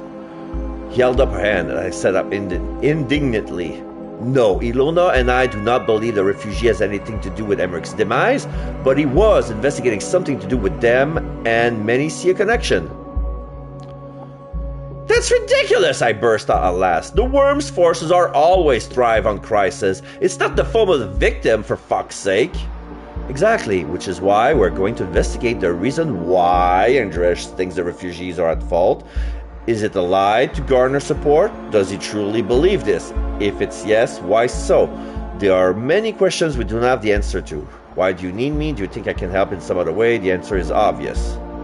Okay, let's see how I fit in. Wisdom 4. I'm part of the group that Andrzej hates. It's not like he's going to just unburden his soul to me, I said sarcastically as Alexander smiled. You know more about the refugee situation than anyone else. I believe you can provide us with understanding. Then what do we do next? I asked. A small gleam appeared in Alexander's blue eyes as I wonder if I had just set myself up. Glad you asked.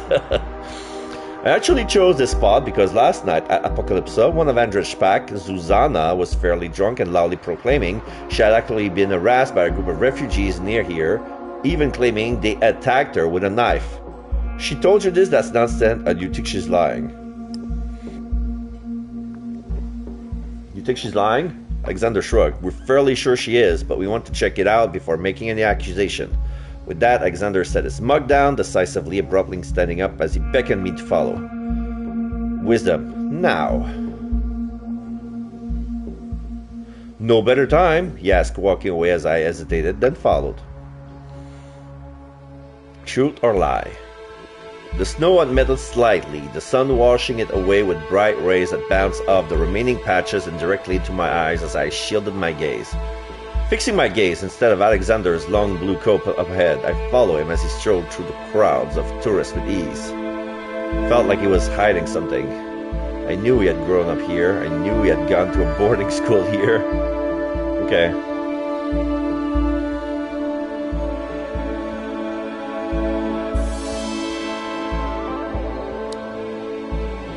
Although he was half Polish and had grown up here in Warsaw, I could see him still drawing curious gazes due to his Korean features. The same look I received when someone who did not, air quote, look Polish. Zero Arano, it was fucking annoying. It made you feel as if you were just some sort of curiosity to them at best. Someone who was different from them and always would be. Heading out of Castle Square, we turned down a small, quaint road lined with local shops selling decadent chocolates, steaming pierogies, and assorted souvenirs for tourists. Zero Arano, I reveled in it. I inhaled deeply. A lady nearby gave me a strange look, but I ignored her. The aromatic smells mingled in the air as if I reveled briefly in it. Alexander turned a corner up at me, momentarily disappearing from my gaze as I jogged through the snow to catch up to him. I turned down a long street lined with chained cast-iron gate on one side and the staggered brick walls and lofty stained glass windows of St. John's Arc Cathedral on the other. A white arch alleyway in the middle, harmonizing them both. Alexander was waiting within the alleyway for me to catch up, hurrying beside him and gesture around him. According to Zuzana, last night the group of refugees attacked her around here. Wisdom, how do you know it's here? I could not keep the skepticism out of my voice, but Alexander explained patiently. She said it was near that church. He pointed to St. John Arch Cathedral. And that, I quote, of course they wouldn't respect the sanctity of a church. She's not even religious? Susanna is not even religious. Alexander sighed. Yes, but you have to understand that for many of the Polish Garu, we grew up going to church, and many of our human parents still follow the religion, so even if we don't believe in it, we still tend to respect it. While it may mean that what she said was true, Alexander said, or at least partly true, she could have also added to her lie to make it more believable. Either way, that is what we are here to determine. With that final pronouncement, Alexander and I began our search. I searched the ground, I searched the wall. Medicine, I looked for traces of blood. Oh, I found a new clue. You mentioned Susanna was injured? Alexander nodded. Apparently, though, she never showed anyone the wound. According to her, they had a knife that they slashed her with, further evidence of their depravity, she said. Then there should be traces of blood. Our eyes met. And they aren't? I grinned. They are not. Alexander and I continued examining the alleyway for clues. I kept searching. Although we continue our search, there seems to be nothing further to mine. Suddenly, Alexander held up a finger to his lips before pulling me out of the alleyway and behind one of the open black gates. What's going on? Let go of me, or I followed him. As we ducked out of sight, we leaned in, lowering his voice to a whisper. I heard someone coming, Agaru. I went to confront them. I waited. Oh, wait, let's not jump. Let's not jump blindly. Let's see who we're facing up against. There are probably more than one. I wanted to jump out to confront them, but I held back and waited. Could hear them pause. Could not tell what they were doing. Athletics! I climbed onto a roof. With a deft leap, I jumped onto a roof over the gate, walking gingerly across the red, snow-covered tiles. As I peered over to look down below, my eyes widened as I recognized Susanna! She pulled out her phone, answering it with a frown on her face. I leaned forward, but I was too far away to hear the conversation, so I waited. The conversation appeared terse. Eventually, she shoved her phone back in the pocket with an irritated growl before heading back down the alleyway. I confronted her or I watch. Should I spend a willpower on that? No, let's confront her. Aha! Unfriendly Susanna. No shit. As she clocked me, her feature froze in an almost comical look of surprise. I held up my hand in a mocking wave. Hey, Susanna, how have you been? She looked taken back, glancing back down the alleyway as if considering whether to bolt. Good. Listen, I need to get going, actually. Hey, wasn't this where you said you were attacked? I ran at her. Okay, hey. Wasn't this where you said you were attacked? A shocked expression faced across her face before she quickly turned, shape-shifting into her looper's form. Of course. So I immediately shifted as well. Let's follow speed with speed. Let's go with wolf. I can only go wolf. My arms and legs cracked and twisted. I was wolf, seeing the world in smells and sound, the part of the pack, the perfect animal. I took after her. Arun, I did not care if anyone saw us. As the wind rushed through my fur, all I could feel was the thrill of the chase. Susanna and I fell at the same pace, but she had this head start, so I knew I could not capture her in time. Thankfully, Alexander anticipated this and moved to the end of the alleyway. He quickly stepped out in front of her, arms wide as he cut off her escape and forcing her to skid to a halt. I attacked her. I let Alexander speak to her. Intimidation. I shifted back. -1. Oh yeah. Alright, let's do it. Oh, -2 rage. Oh shit, I need to bring that up. I shifted back to my helmet form. Susanna, stop! My tone was commanding and she seemed to calm, turning obligingly to me. Change back so we can talk, I ordered. She looked annoyed between Alexander and me, then with an annoyed whine, she too shifted to her hermit form. I told her what we had learned. I quickly told her that we have discovered as a guilty look grew in her eyes. Look, just what the hell is going on here, Susanna? I asked exasperately. Susanna cautious -1. Okay, she got friendlier. She went from unfriendly to cautious. Susanna hesitated, then sighed irritably. Alright, fine, so I lied about the attack. She glared at me. But we know the refugees are working with the worm, so it was just a matter of time before it actually happened. And how do you know that? And what about me? Do I work for the worm? Yeah, what about me? I said exasperately. You seriously think I'm working with the worm? What? Susanna is cautious, her glare deepened as she crossed her arms. You might be.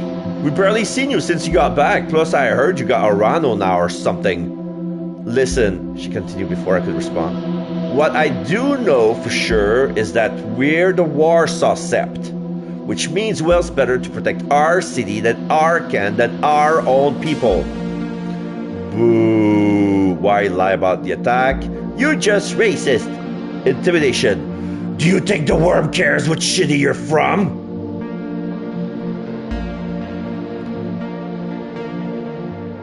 Susanna looked momentarily ashamed. Yeah, I suppose not. It's just Andrzej. She looked at Alexander and I shaking her head. Ah, never mind. Andrzej what? She snapped at me. I said never mind, she snapped. Scavenger Pact. Was about to speak when a loud mechanical screech drew my attention. Out of the corner of my eye, I saw a blackbird land on top of an iron gate nearby. Listen, I smell something. A foul, putrid stench, like that of a corpse long rotted in its grave. I instantly turned away from Susanna toward the bird. The black bird let out another loud screech as the other bird began to swoop down and by its side, together forming a jagged barrier atop the gate. A sudden loud buzzing filled my ears as I turned to look at one of the lanterns upon the wall. The thick matting of insect corpses that coated is now coming alive as they started to move in waves across the wall. Shadow Lord motioned to Alexander. You see this? My voice was quiet, but he seems to agitate the flock. Their wings rustling like needles drop on steel. Susanna's eyes wide as she too notices the unnatural birds. And her being cautious, she turned to me. Her eyes blazing with fury. I knew it! You are working with the worm! No, I'm fucking not. I don't know why they're here. She did not look like she believed me, but had more pressing matters to deal with. As we watched the black bird jump forward as it landed in the snow with an ominous thud. Its form began to bubble and hiss, its skin stretched like a handful of putty, pulling and twisting as it started to grow. It let out another raucous cry, but seemed disinclined to move further as we stood frozen, watching the bird that now stood about half our height. Its bare chest exposed bleached white ribs from within bits of flesh hung the mark of a scavenger pack.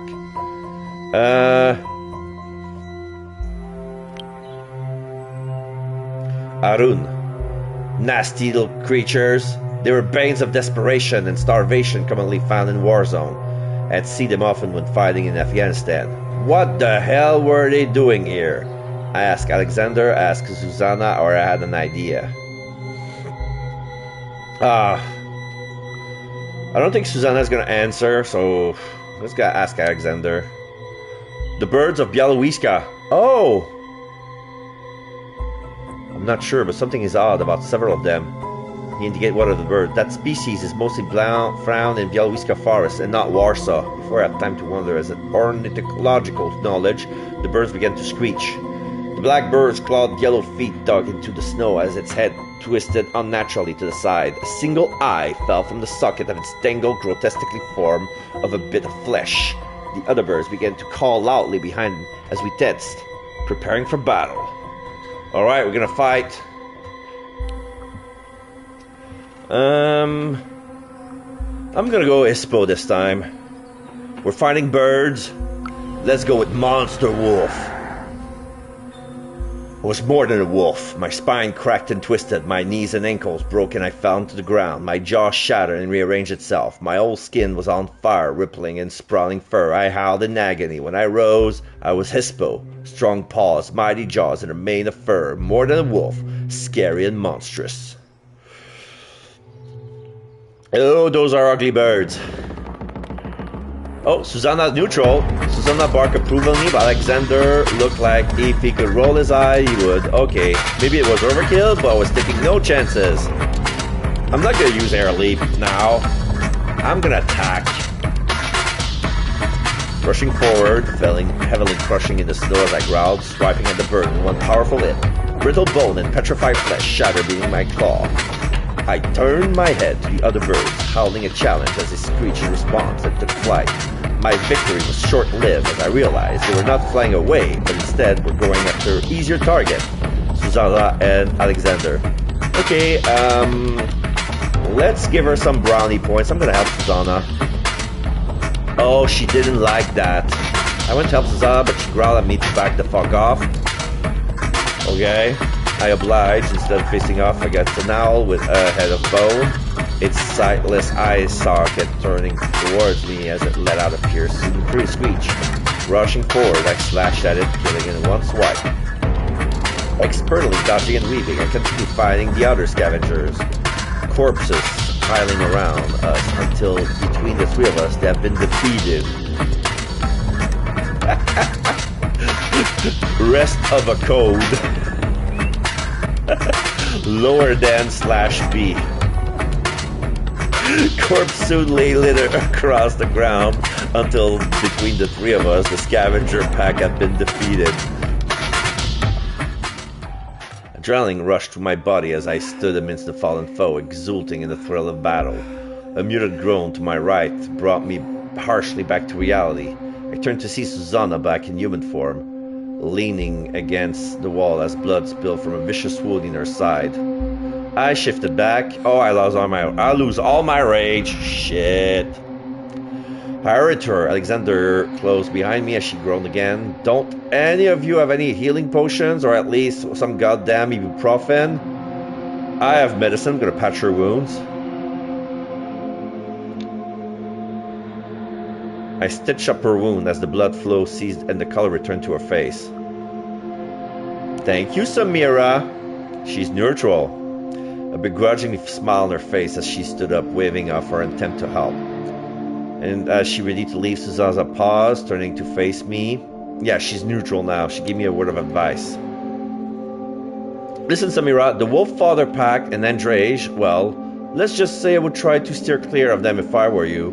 They're pretty damn set on this plan to keep the refugees out of Poland. I opened my mouth to ask more, but she had already turned on her heel and left. Well, that was certainly more eventful than what I was expecting. Alexander's low, dry voice echoed from behind as I turned to face him. Wisdom, I knew what she meant. Felt like I could read his expression a bit better now. He was pleased. His tone was dry, but I could detect a hint of a smile on his lips. Alexander turned suddenly somber. However, Susanna's mention of Andrzej's plan was concerning, to say the least. I'll discuss with Ilona, but we may need to investigate further.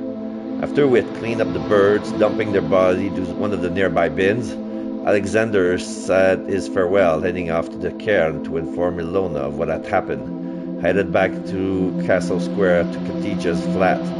The evening sky was suffused with floral tones of pink and purples. White clouds daubed across it, reminding me suddenly fiercely of home. Zero Arano, I felt a suffusion of emotion as I stared up at it, the sky filling my vision as tears pricked at my eyes, the knot in my heart loosening ever so slightly. I resumed walking, the event of the day playing over and over in my head as I analyzed every moment, every word, every new revelation. The sunset dimming as the night sky began to sweep over the horizon, and I felt my step unconsciously turning in a different direction. Necropolis. This is the same as when we were with Pat. Encouraging.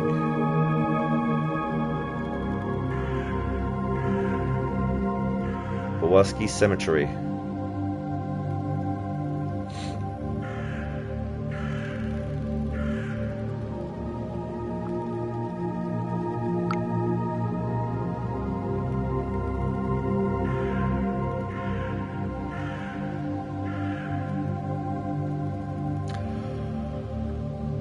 Walking past the imposing white Gothic church, I near St. Honorata's entrance. The black iron gates were framed by white marble. The black iron gates were the left side guarded by a statue of presumably St. Honorata herself, holding a shield and a sword and single a snake. An odd choice for cemetery, had always thought.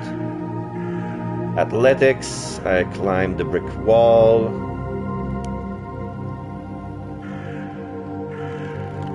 Too late, I noticed a camera pointed directly at me. Damn it! I smashed it with one hand, hoping the shadows that kept me hidden, and I jumped down in the necropolis.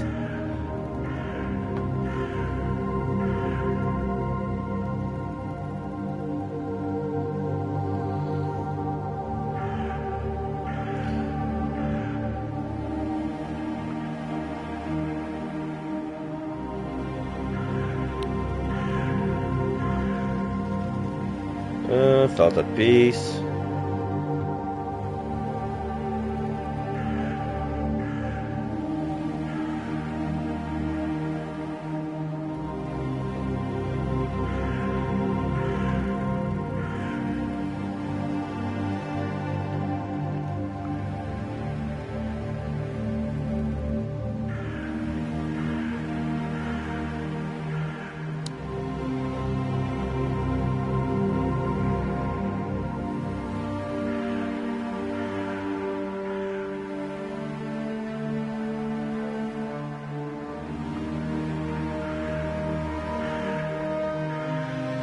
Okay, last time I picked a lady surrounded by rose petal. There's a child reading a book. I'm gonna go with a hooded woman. A hooded woman. Somehow, the sculptor had the talent to make hard stone appear delicate and lifelike as she sat curled on the tomb, knees against her chest.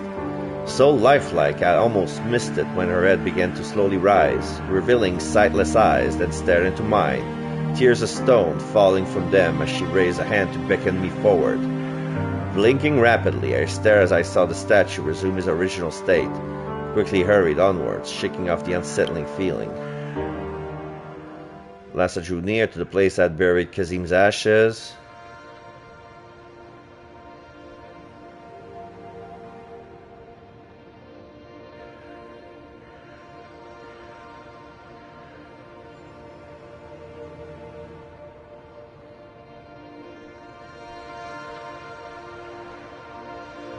So this is still stuff from the other playthrough.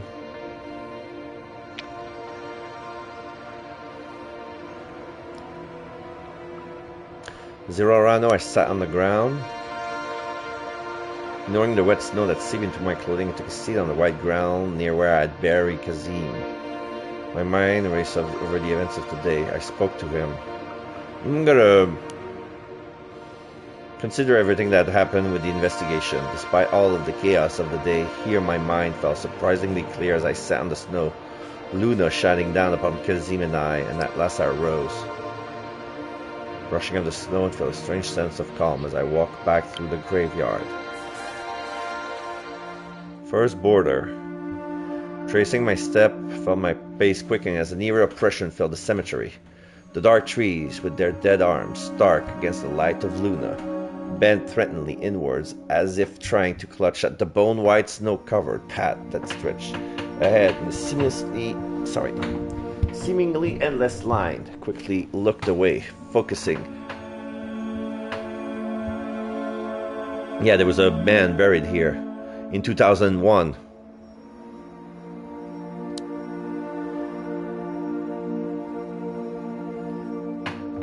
Yeah, that part.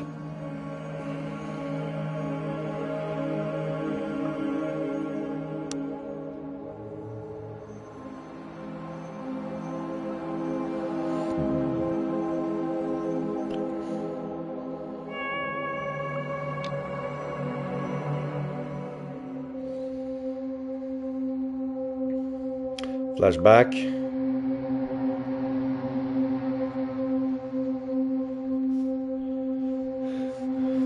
Are we there yet? Aren't you too old to ask that? Hoping the other women would not hear, even though Kazim was technically a child, I was his elder, he was still the man accompanying me. Yeah.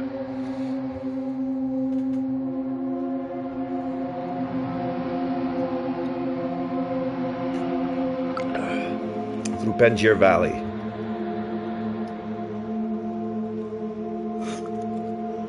Wisdom, escape was the best option.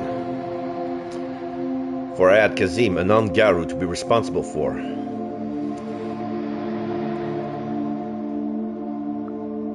My older brother Tariq, who was residing in Kabul, had wanted Kazim to come to him. I had refused at persuading, I ignored his order. I had refused, static neutral, yeah, fuck him. Kazim may be a boy and so safer from Taliban scrutiny than I, but I did not want him exposed to a world of such oppression, so I had refused. Tariq has been furious, but there was nothing he could do. The days had melted into one of the journey from our village to Herat, the smuggling hub.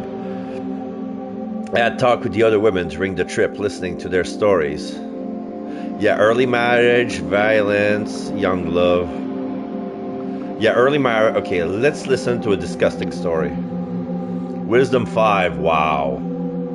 I knew early marriages were common, but it was still horrifying to hear from women who had been young girls when they were married off to old men, forced to have children year after year until they bore a son. It was hard hearing those stories of life so completely different from my own. I wish I could help, but all I could do now was hope that they would have a better life away from here. The tuck crumbled along, shaking us in our seat as I considered my choices. After a rat, we would have the choice to go to the other to either Koshan or Zaranj in order to cross the border into Iran. Kosan. This is what. Okay, everybody took Zaranj last time. I took Koshan, but I'm gonna go to Zaranj this time. I would go to Zaranj. It was not ideal, but none of it was, and I was confident in my ability to protect Kazim. That's the market of Zaranj. Storytelling had long died out now, sapped by the weariness of the long trip. A weariness that settled down in my bones as I closed my eyes, the sound of travel creating a jarring rhythm that at last suited me to sleep. Opening my eyes, I walked through the bustling Baluch market, Kazim by my side as we searched for the smugglers who would take us across the border, packing us in cars and trucks that we hoped would evade detection. Wisdom, I asked for direction. The man ignored me as I remembered belatedly that women had no voice here. Yeah. A sudden scream ran through the market as everyone froze in place. The accompanying sound of cracking gunshot instantly caused the crowd to scatter, bodies shoving roughly against each other in our attempt to flee. Fled back to the market, prepared to fight. I looked for somewhere to hide. Should I risk fighting? I don't have a lot of help, but it's a flashback. Prepared to fight. Glory 4. Shoved Kazim behind me, preparing to shapeshift and fight as I faced a soldier that now blocked our path. A stillness pervaded the air as I started staring around the now empty stalls filled with decayed trinkets, rusted against the faded cloth, as if time had hidden away this place, leaving only the three of us behind. I stared back at the soldier, their form now a dark, static void, whose outline flickered like a crackling flame against the backdrop of the still empty market. The figure rose, the outline of a gun as they pointed at Kazim and I. I attacked them! I turned to Kazim. Suddenly turned to Kazim when he was saved. The figure began to laugh, a violent sound that filled the empty market. I looked down, staring in confused wonder as blood poured in waves upon the ground from the gunshot wound in my chest. You failed! The figure said in a chillingly matter-of-fact voice. But I had not failed. Kazim was safe. That was all that mattered. The figure faded away as the market re-emerged along with a rush of violent pain. Blood dripped from my lip as I started to cough. Looking up, I saw Kazim staring at me in horror as the word rushed from my mouth. Words from a different time in a different place. Opening my eyes, the snow-covered necropolis appeared before me once more. The chill stillness of the cemetery followed me as I turned away from the stone forest of the dead and back into the city streets of the living.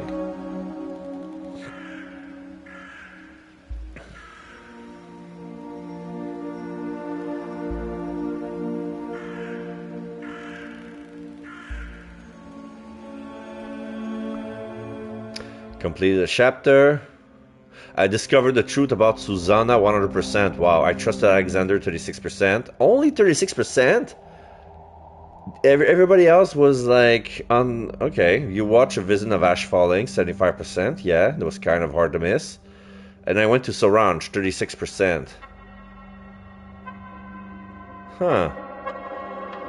So, the people who choose Alexander's path did not went to Zaranj. They went when they went to Pat's path. Interesting. Chapter 3, Infiltration. Despite the unsettling dreams of the previous night, my body at least had felt refreshed upon waking, thanks to the power of the Garu. +2, I'm at 4 health. Yes. I reread Khadijah's note that she had left on the counter for me as I hurry across the city to meet Alexander, the early morning gloom feeling even more somber than usual. Mood tonight, the cairn, or you can make it this one.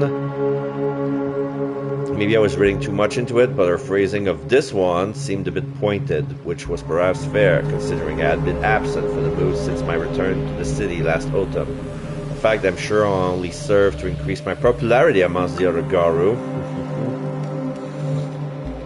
My mind wandered back to my university days and the moot in Warsaw I had attended during that time. Shadow Lords, exhilarating. I enjoyed debating with the other Garus, testing my wits against theirs as we discussed strategies as how to decimate the worms and its forces. Our moots in Afghanistan were of a different affair, although every Garu had a voice regardless of age or gender. The deeply ingrained hierarchy of respect still mark our meetings.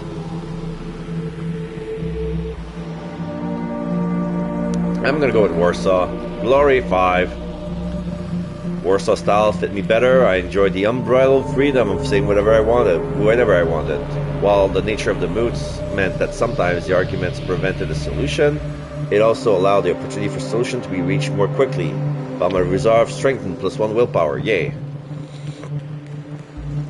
The thought of the moots filled me with an inner strength as I recalled the time when I have let myself speak freely. I reread her note once more, contemplating what to do. I would attend. First time in a long time I felt inclined to attend the moots. I felt my heart lighten. The thought of being amongst my kin once more. I met up with Alexander on the footpath that meandered alongside the Vistula, a sprawling river that cut the city of Warsaw nearby neatly in twain.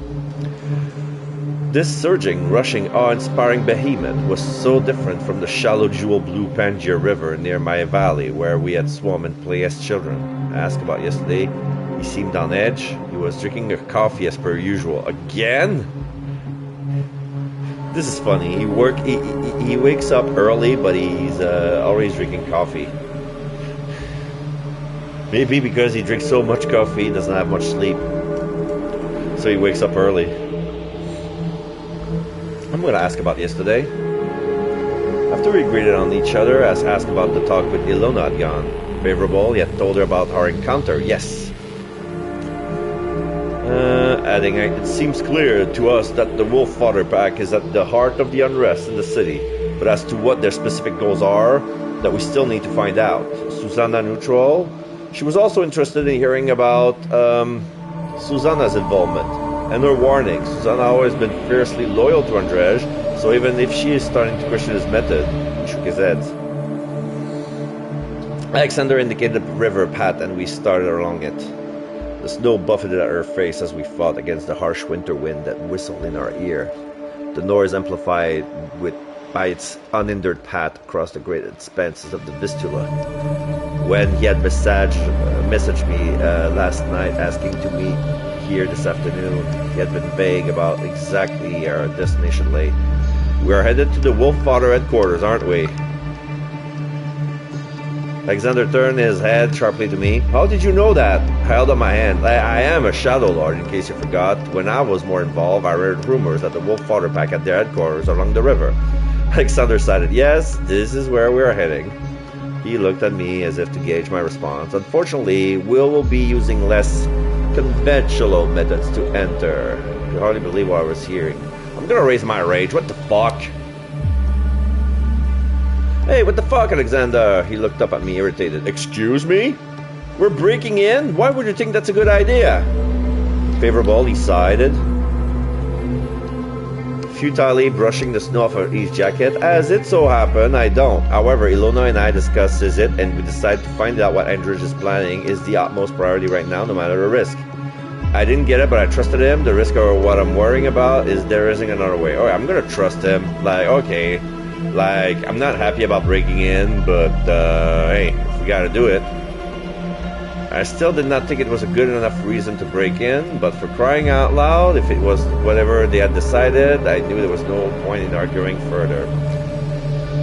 We continued down the riverside path, the Vistula flowing relentlessly beside us. Its steel-gray surface was dotted with sharp-edged floes and grim boats that struggled against the fierce wind. Each icy breath stabbed in my mouth and throat as I pulled my scarf tighter, looking out at the overcast sky that lay heavily overhead, the horizon of water and sea merging as a single, thick slab of gray that filled the air with an oppressive gloom. I shook up the feeling that despondency threatened to overwhelm me. Now, I'm not losing willpower for this. A drifting current of despondency began to overwhelm me at the dismal sight. I left my steps slow. I can afford an Orano. I felt my steps slow as the oppression filled my heart. I wanted to turn back, but Alexander continued on. I had no choice but to keep up. I focused instead on destination. Most packs, like mine and Alexander's, typically met up either at Apocalypsa or at the cairn, and I had always found the idea of having the entire headquarters devoted to our pack to be a strange one. I voiced my thoughts aloud to Alexander, who agreed. It is unusual. However, the Wolf Father pack has always been unusual in and of itself as the first of the packings in the city. Even now, they see themselves as the true heirs of the wolf, our true nature, and as such deserving of a special honor. Why can't everyone join? We have similar pack in Afghanistan. Who made them so special? Who made him so special, I joked, but Alexander's expression turned deadly serious.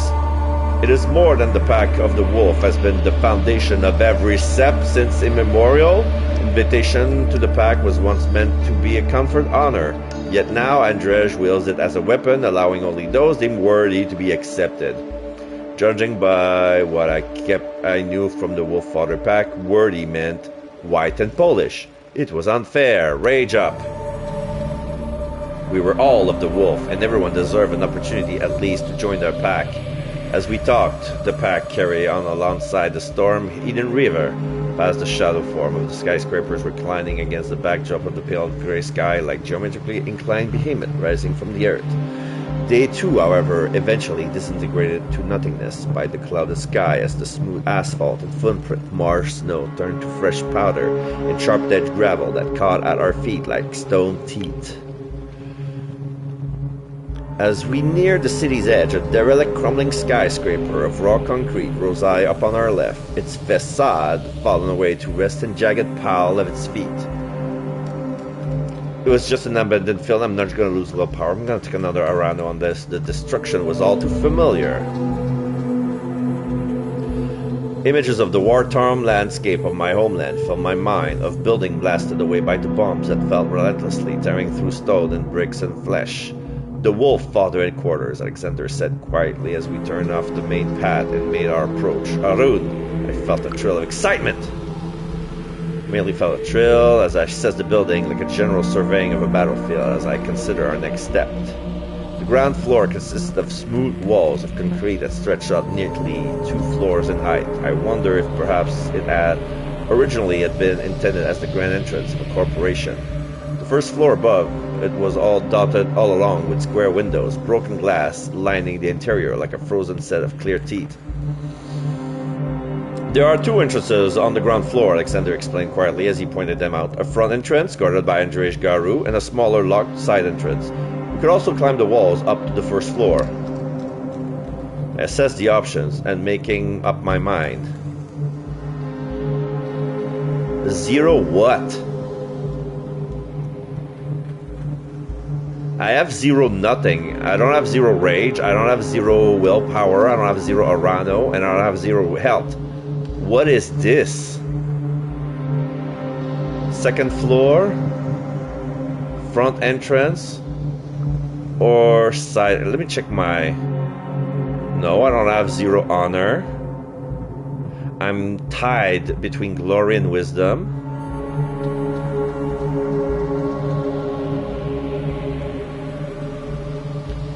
I'm 0 with Victoria, Susanna, and Tariq.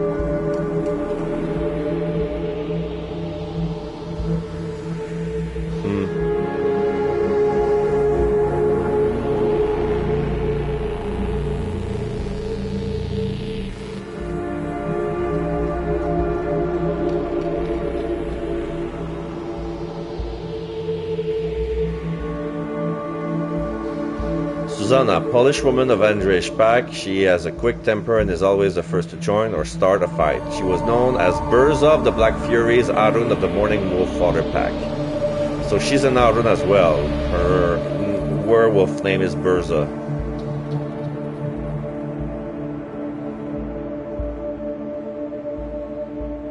Scavenger pack, animal of human possessed banes of desperation and starvation that were common in slums, war zone, and areas suffering from famine and drought.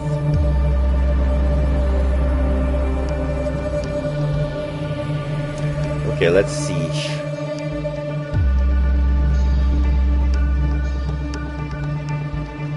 The front entrance is with the Garu.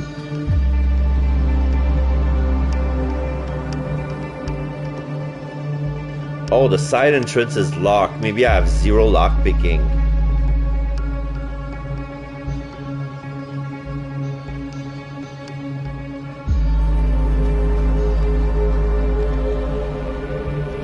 want to climb to the 2nd floor. Ascension. Let's climb to the 2nd floor, I said decisively. The time for action was now, +1 willpower. Yeah! I felt a sense of empowerment. No time for thoughts, only action now as we hurried forward. Skirting round through naked brittle brush, shorn of summer covering by winter's greedy fingers, we made our way to the side of the building. Lo Arano, we approached the wall. As we approached the side wall, I glanced back, noticing the stark outlines of our footprints in our snow. I brushed them away. Alexander Friendly! Brushed at the snow behind us to cover our tracks. Alexander turned in surprise before giving a nod of approval as we reached the wall. A sheer slate of grey concrete greeted us as I scanned, looking for a way up. I'm not gonna use my gift of air leap. I can climb with athletics. After years of living in the mountains, a concrete wall presented no challenge as I began climbing. I was able to easily find footholds and hand grabs created by nature and time. We were making our way up when I heard someone approaching from the other side of the building, their feet crunchingly heavily in the snow as they in an off-key tune. Athletics, the window was closed. I had fortunately just reached the window. Hoisting myself higher, I saw it was lined with broken glass. Quickly placing my pack on top, I pulling myself, Alexander close behind. Ducking down, we quietly crouched beneath the sill. Thank Ghana, we have erased the footprints. Remained still until we had heard the person pass on by. The belly of the beast. Inside, the sound of the river rushing and the whistling of the wind and snow instantly ceased, replaced by a heavy silence broken by the sound of our footsteps echoing on the concrete floors. The smell of must and stone that filtered through the hallways only heightened the sense of oppression as we crept silently through the abandoned building. Approaching the decrepit staircase of crumbling concrete, we began climbing up the next floor. I felt an unexpected thrill of adrenaline, similar to that which I had felt when exploring an abandoned building as a child. Until I found out the dead body, that is. Along with Tarek, Khadija had led the way. After growing up in the midst of war, corpses were unfortunately nothing I have not seen before. Yet in the serene Panjshir Valley, where the Taliban had not reached, I had felt safe. Until the dry bones of the corpse had greeted us, the flesh picked clean by wild animals. This gruesome find has forced me back to the reality of my nation and how it had been torn apart by the wars of the world. After that, I had stopped exploring. Arano, memory made me falter. Felt myself falter the memory even now, despair filling as the oppressive silence of the building grew. Alexander led us up to the higher floors, apparently confident of where we were going.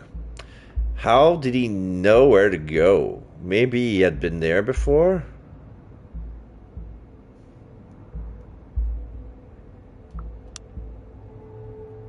He had probably visited here before on some business for Ilona.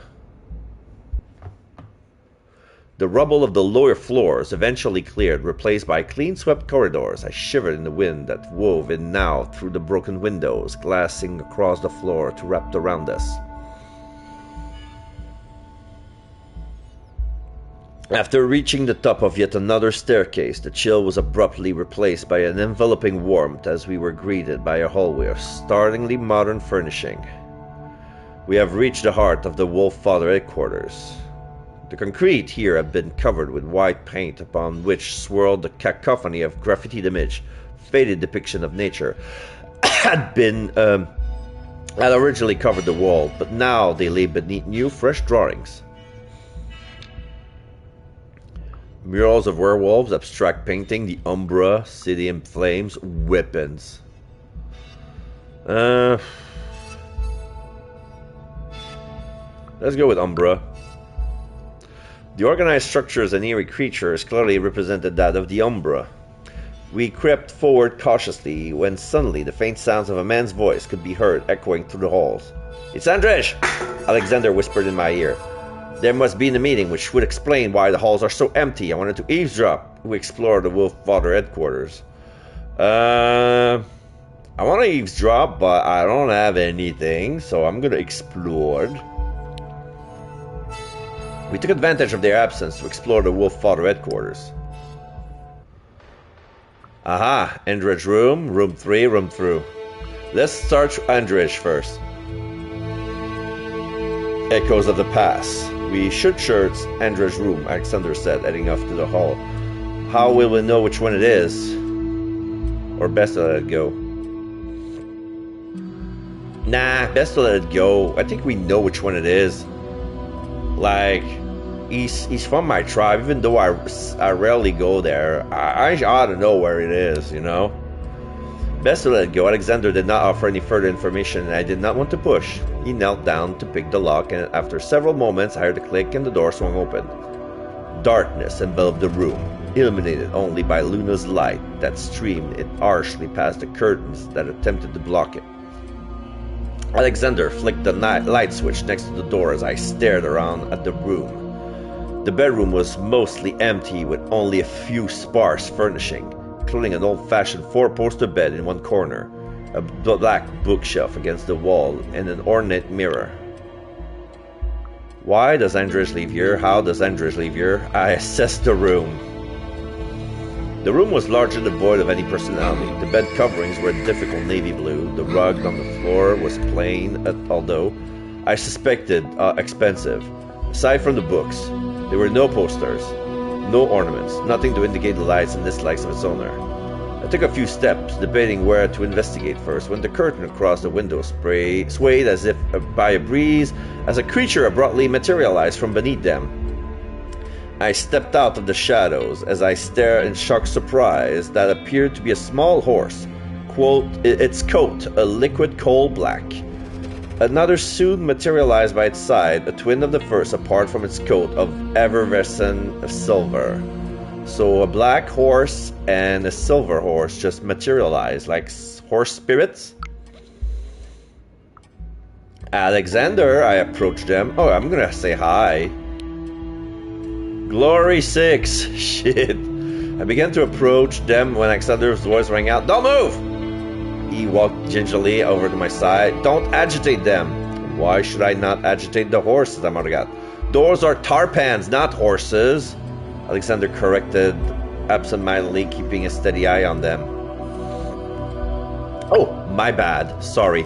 Tarpans, I responded sarcastically. So what on earth are tarpans, and why are they in this room? They were clearly not alive. Medicine. Although their form looked solid enough, they were clearly of a spiritual nature. The tarpans are echo spirits, Alexander explained quietly. Created from extinct species, they were rarely seen even by Garu. They required a pack. Echo spirits could occasionally be persuaded to share the memories of the extinct animal they embodied, but in return they required a pact. The action would be taken to perpetuate the memory of their kind. They were adept at detecting unfaithful promises, and I wondered how Andrzej has managed to persuade them to stay here. So, what do we do about them? I murmured. I have encountered them before. It's okay, I encountered them before, Alexander murmured. As long as we stay quiet, they should not harm us. Rage balance, how did you meet them? I turned to Stamma in surprise, forgetting to lower my voice. The Tarpans reacted to this with a violent shake of their heads as I turned quickly back to look at them. Uh-oh. A shudder suddenly ran through the bodies of the echo spirits as their hair began to rapidly shed and their flesh disintegrate until all their remains were skeletal figures of brittle white bones. With another violent shake of their skeletal heads, they transformed back to their Tarpans form, the black and silver of their coats, somehow even more vibrant than before. So when you make noise, they turn into skeleton ugly horses. With another violent shake of the... Okay, they took a menacing step forward, but Alexander stepped in front of me, holding up his palm as we spoke gently to them. Whoa, whoa, whoa, we're not here to cause trouble. Balance, Arano. I spoke to them as well. I too turned to the horses, or Tarpans rather, as I began to speak to them. Intimidation. Calm down! Alright, let's subjugate them. Gias! Calm down, I said forcefully to the Tarpans. We are to investigate, nothing else. Alexander stepped in. Favorable, -1. Oh shit, I lost some affinity. Stepped in as the Tarpan flickered. There remains an irritation in my words. What she means is that we think Andrej is in trouble and we want to help him. That was news to me, but the Tarpan made his gaze as if assessing of the truthfulness of his response. After a moment, they bowed their heads in acknowledgement. Raising their heads, the eyes of the black maned one met mine as a sudden vision rose before me. Białowieżka forest, serene and calm, its verdant branches swaying slightly in the breeze. So yeah, basically they're bodyguards. A breeze that began to pick up as a howling, violent storm tore through the woods, stripping away every last leaf and blade of grass until only the skeletal remains of the forest were left. The vision faded as I returned to Andrej's room. I felt my health returning. Fire burning bright.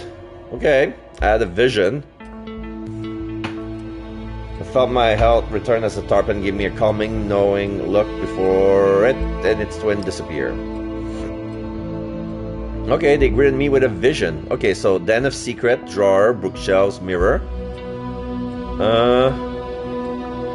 We resume our search of the room, trying to be quick. I'd hoped we would have left a laptop or something I could look through, but to my disappointment, none was to be found. Let's check the drawers real quick. Past lives. Felt a bit uncomfortable rummaging through Andrej's undergarments, but I knew that was often where people tend to hide things, as I tried not to think about what exactly was of touching. As I dug down, my hand closed upon the square wooden object and nervously pulled out what was revealed to be a small photo in the black frame. Alexander and Andrej. Well, well, well.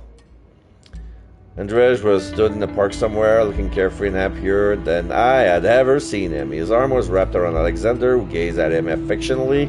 Suddenly I felt it snatched from my hand as Alexander stared at it with a horrified, pained expression on his face that was hard to wash. Shadow Lord, so the rumors were true! I recall the rumors that I heard as I said gently, You two dated? After several months, he looked up. What? Oh, yes, we used to date, but we broke up. He handed it back to me as if unwilling to part with it before quickly turning away. I suddenly replaced it back to the drawer. Okay, so that was irrelevant to the case, but I knew more about Alexander. He used to date Andrej. Wow. But why? That's a nice angle to burn Andrej. Hey, you want white Polish, but how about heterosexual? You know, anti-LGBTQ and all that shit. Like if you want the bigot vote, might as well go full bigot. Otherwise, you're a hypocrite. Forbidden knowledge. There have been several Garo in times past, Galliard usually, who had wished for our stories to be immortalized in the written word, hoping that these works could then make their way into the hands of a newly changed Garo. To keep our existence secret, however, they had altered the stories by changing names and places and passed them off as works of fiction. Andrej's shelves contain many of these books, including a few of my favorites. The trials of the moon, creatures of chaos, are love and lust in Luna's light. Wow. Which one should I pick? It's gonna boost glory, wisdom, or honor.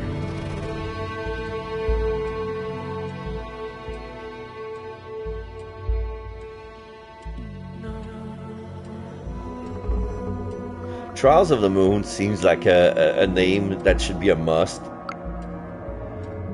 The Trials of the Moon, a research book that listed the phase of the moon and its effects. While many regarded this as a work of mythological fiction, we Garou knew it as a detailed analog of the auspices.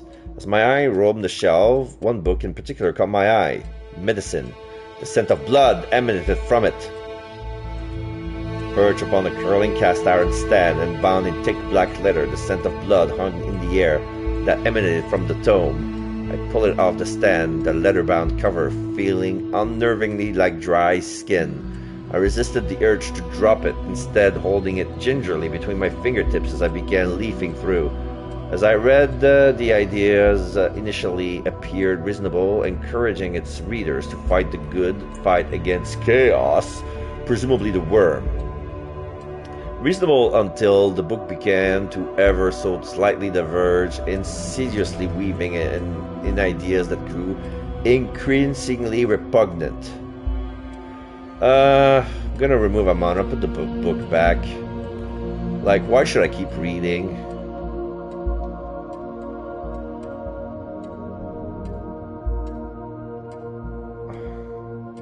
But it has blood. Ah, fuck it. I'm gonna take another opportunity to lower my Rano. I'm gonna have more of that anyway.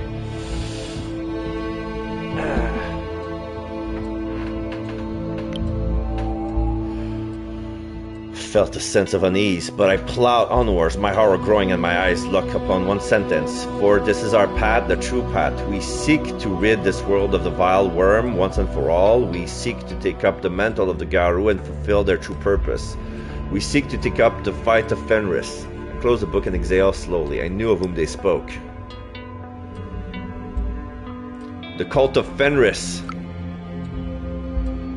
As a Narun, although I would never admit it out loud, but there was a small part of me that once sympathized with the cult of Fenris.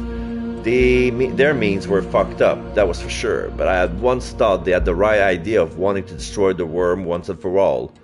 Yet, the more I had learned of them, the more I realized that their wanton destruction did not bring peace, but the very chaos they sought to destroy. The creed of every hate group. Minus Arano plus one rage, yes! Cult of Fenris book. Andres as a book supporting the Cult of Fenris, a fanatic group determined to destroy the worm, no matter the cost. This was how hate groups across time and spread the message, insidiously weaving truth-sounding lies with antagonism. In the end, all they truly spread was an illusion of stability built upon the foundation of victims. I took several photos of the book, then debated what to do with it. I showed it to Alexander, took it with me, put it back on the shelf. Alright, let's give it to Alexander. Called Alexander over and pointed out the book. He picked it up, his blue eyes widening as he flipped through it. Why on earth does Andrzej have this? He murmured. He's obviously joined the cult. Has he ever shown interest in things like this before? Oh, I'm gonna be straight with him. Boom. He's obviously joined the cult, I said darkly. Alexander is favorable, he disagreed. No, Alexander shook his head firmly. Whatever Andreas has been up to, he would never join the cult of Fenris. I suppose he would know. If anyone would know that, it would be Andrzej's ex, but I remain skeptical. Yeah, I mean... Let's look at the mirror quick and then leave.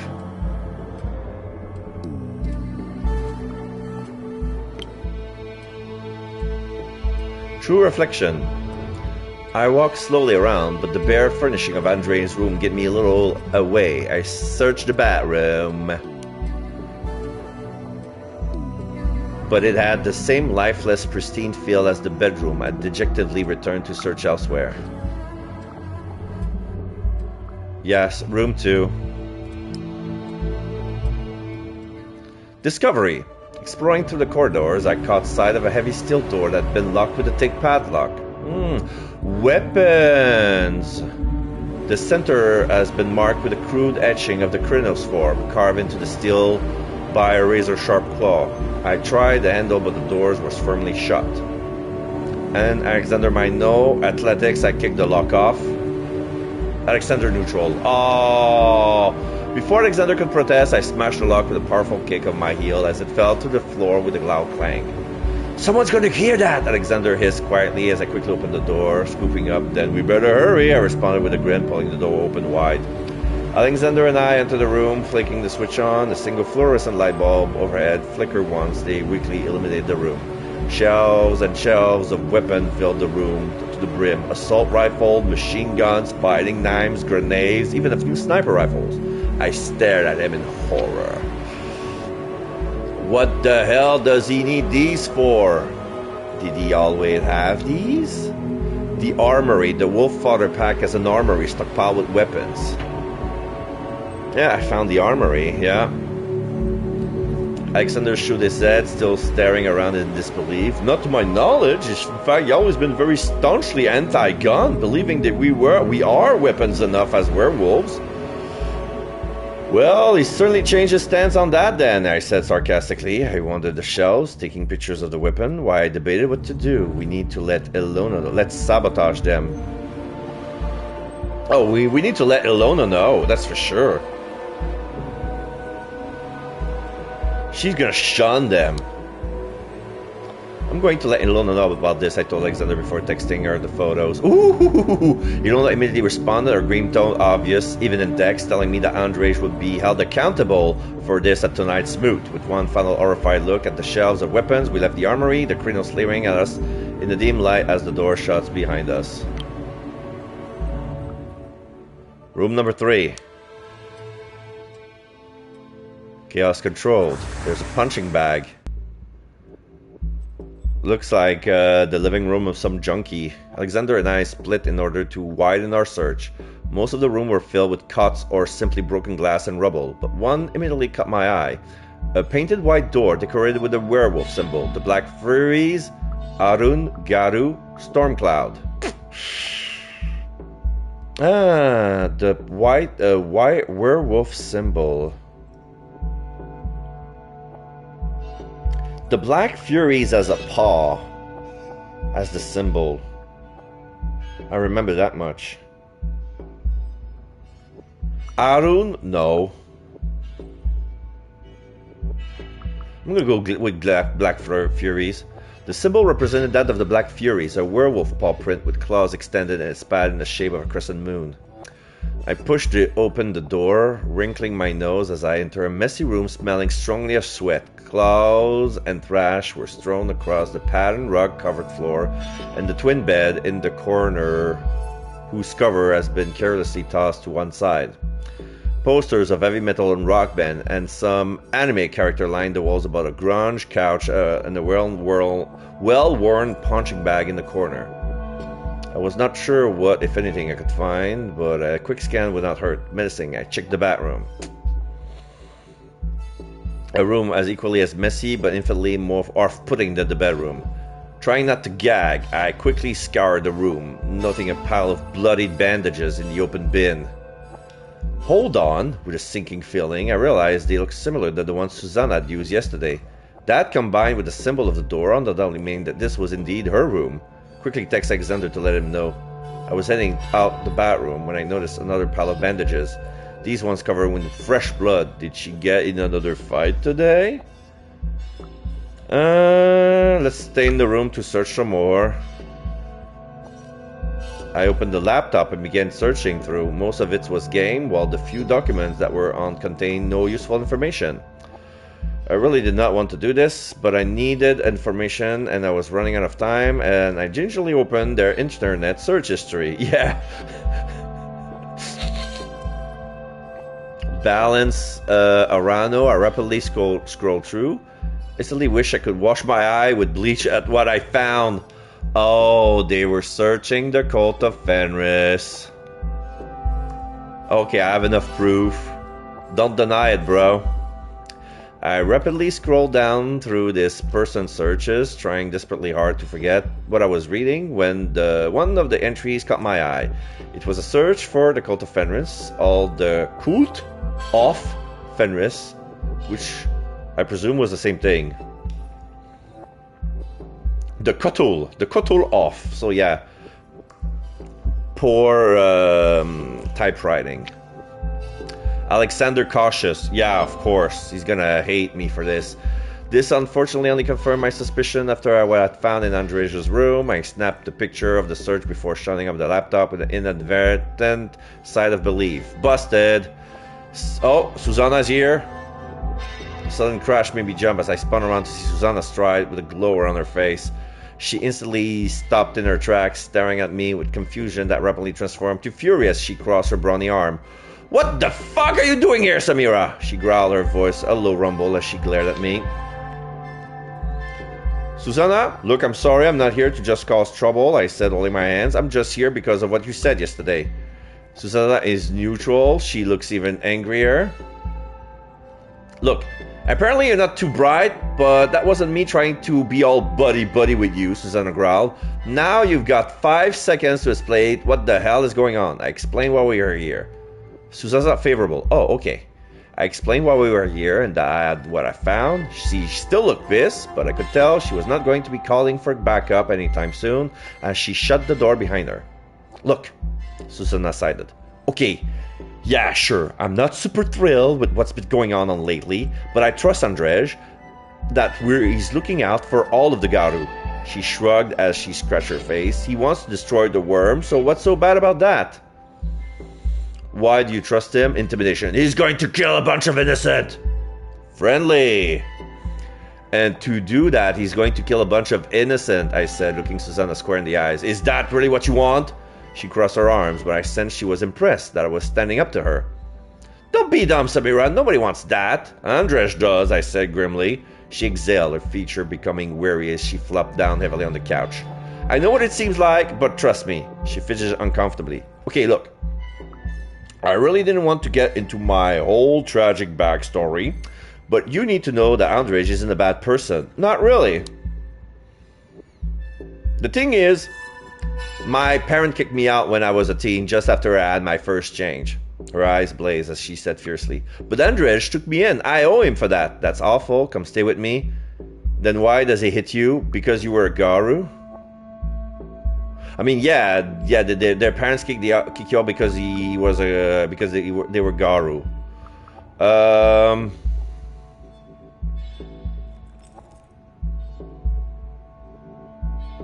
I'm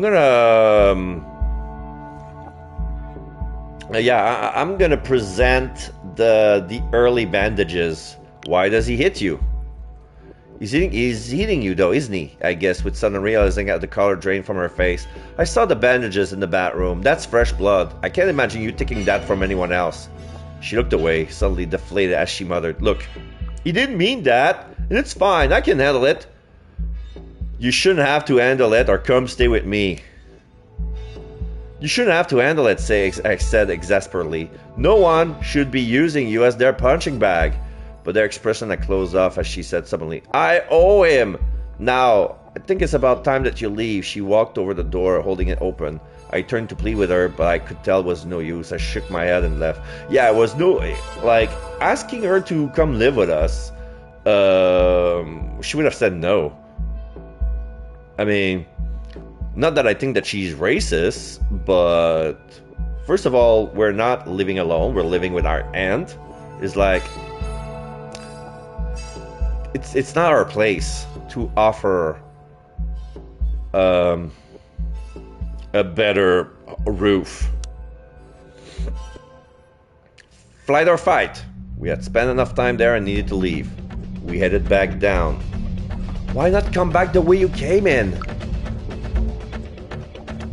We began silently making our way back down through the wolf father headquarters when howls rang throughout the corridor. Shit, they must have noticed we were here. We immediately took off sprinting. Turning a corner, we skidded to a halt as two Garus stared at us in surprise.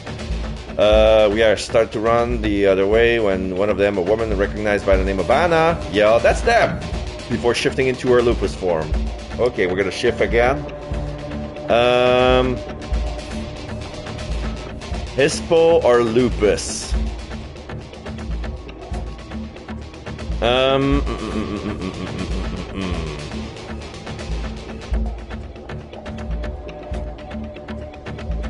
We're gonna need more than speed to get out.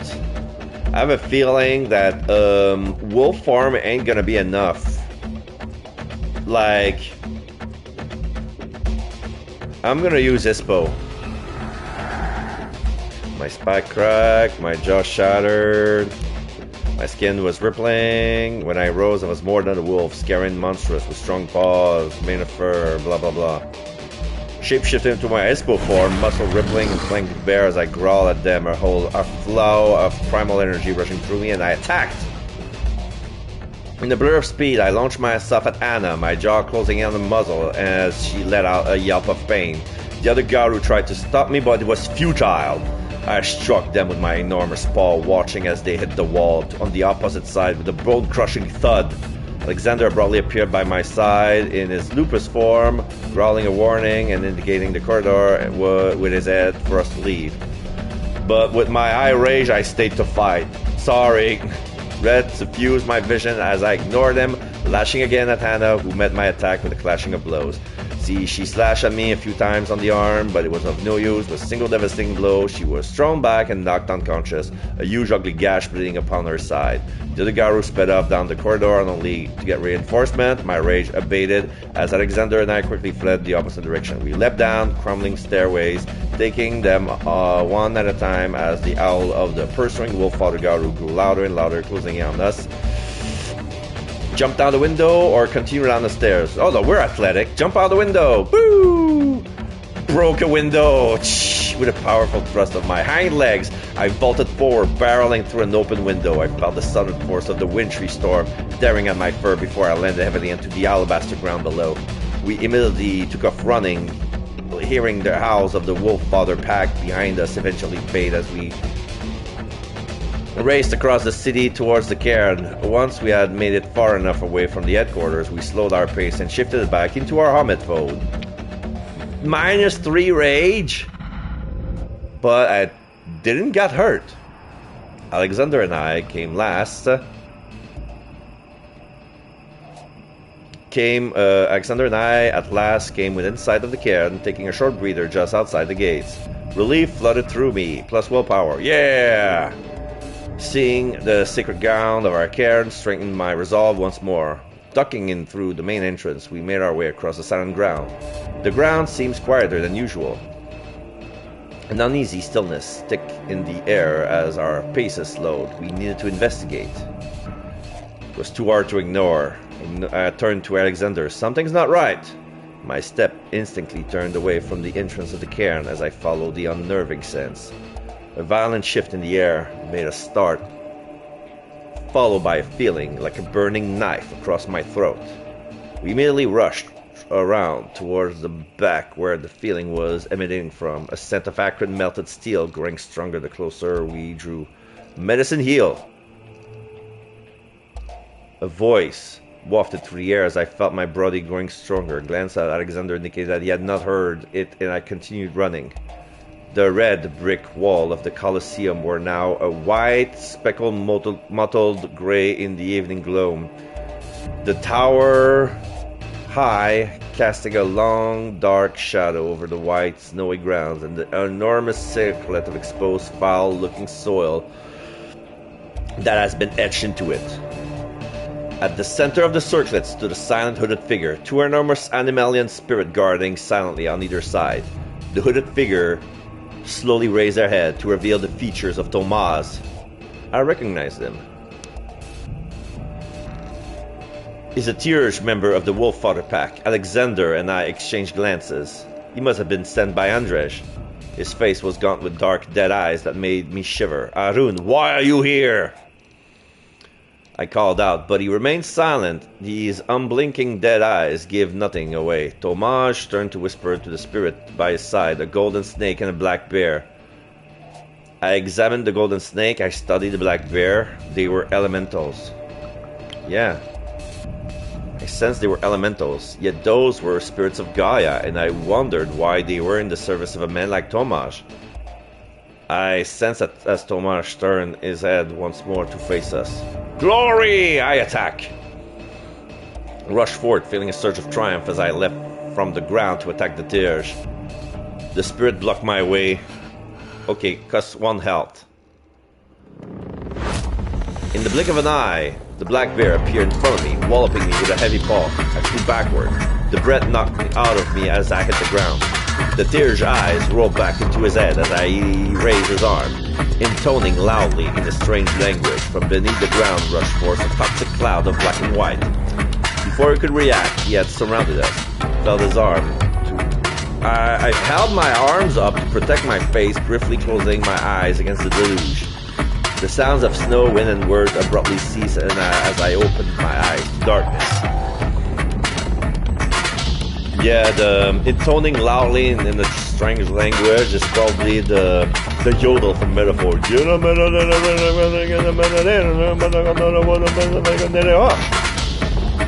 Which is, from what I heard, is Esperanto. So yeah, he's probably incanting in Esperanto too. A light in the dark. A calm, still void now stretched before me. I called out before realizing that wherever here was, I was completely, utterly alone. Rage low, I assessed my options. I felt foolish for letting myself get sent here, but wandering around hopelessly will help no one. I looked around for anything that could guide my way. In the far-off distance, I spotted a faint line of light glimmering. It could be a trap, but I had no other choice as I set off towards it. Drawing closer, I saw the light were actually thin wires of steel that softly glowed. Then I tentatively touched one of the wires. I found it soft to the touch, despite appearances, yet coated with a substance that clung cloyingly to my hand. I healed my wound with medicine. I had time while I wandered and began healing up some of my wounds, a growing suspicion in my mind as to where I had ended up. The steel lines soon grew thicker, forming intricate pattern around me. I wove my way through them, careful not to get trapped. You are not part of the pattern. I whirled to face the rustling voice behind me. From the webbing of steel and a more mechanical spatter emerged. Its many square sharp eyes were illuminated with a violet light, every facet of them focused on me. A patterned spatter of the Umbra. The spirit of the Weaver, not who I wanted to meet, the life of the Umbra. Yeah, the mechanical spider is a spirit of the Weaver. A spirit of the Weaver dedicated to maintaining order in the Umbra. There were many varieties of patterned spiders. I wondered nervously which one this one was as I responded to its statement. I'm trying to find my friend, I said carefully. We became separated. The spider regarded me, then began clicking its mechanical foot against the webbing as a tooth-rattling vibration filled the air. It tilted its head as if listening to something, then responded. Yes, there are 2 others who do not belong here. That must be my friend. I blinked in surprise. One of those is my friend. I was a sinking feeling as to who the other one was. The pattern spider considered this. The other is also not part of the pattern. They're an enemy. We just wish to leave. That must be the asshole who sent us here. No, we're not. Okay,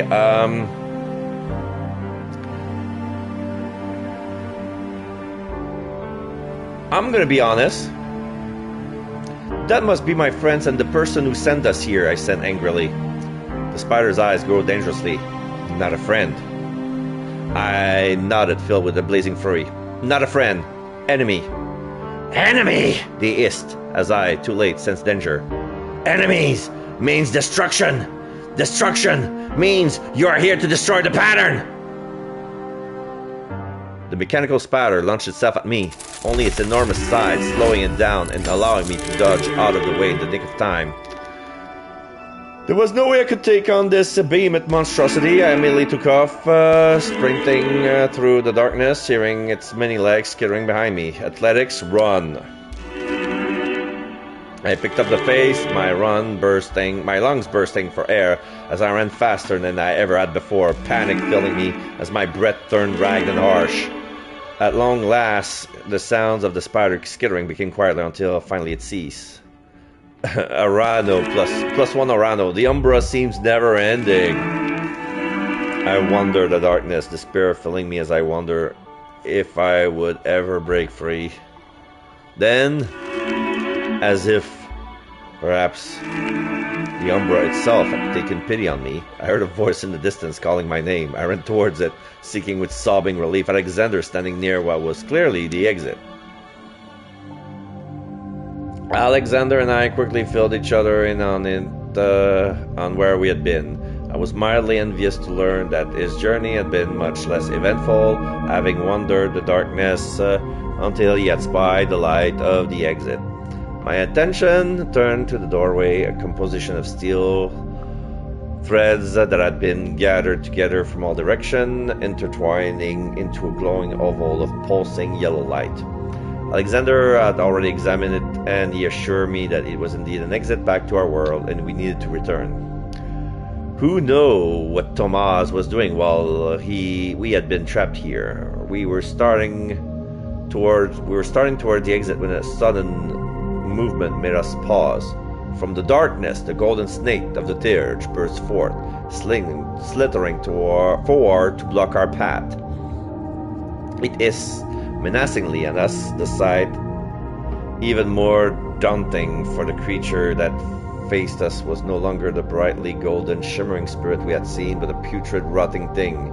The golden scale had fallen away in patches, revealing a fetid wrinkle skin, light green mold beneath. I am righteousness. It hissed, the sound of 1,000 pebbles scraping over stone. And I will stop your corruption. I recognized the spirit for what it was now. I think the thought, not, maybe you were, or get out of the way. Wisdom 6. I recognized the spirit for what it was truly. Not righteousness as it claimed, but arrogance.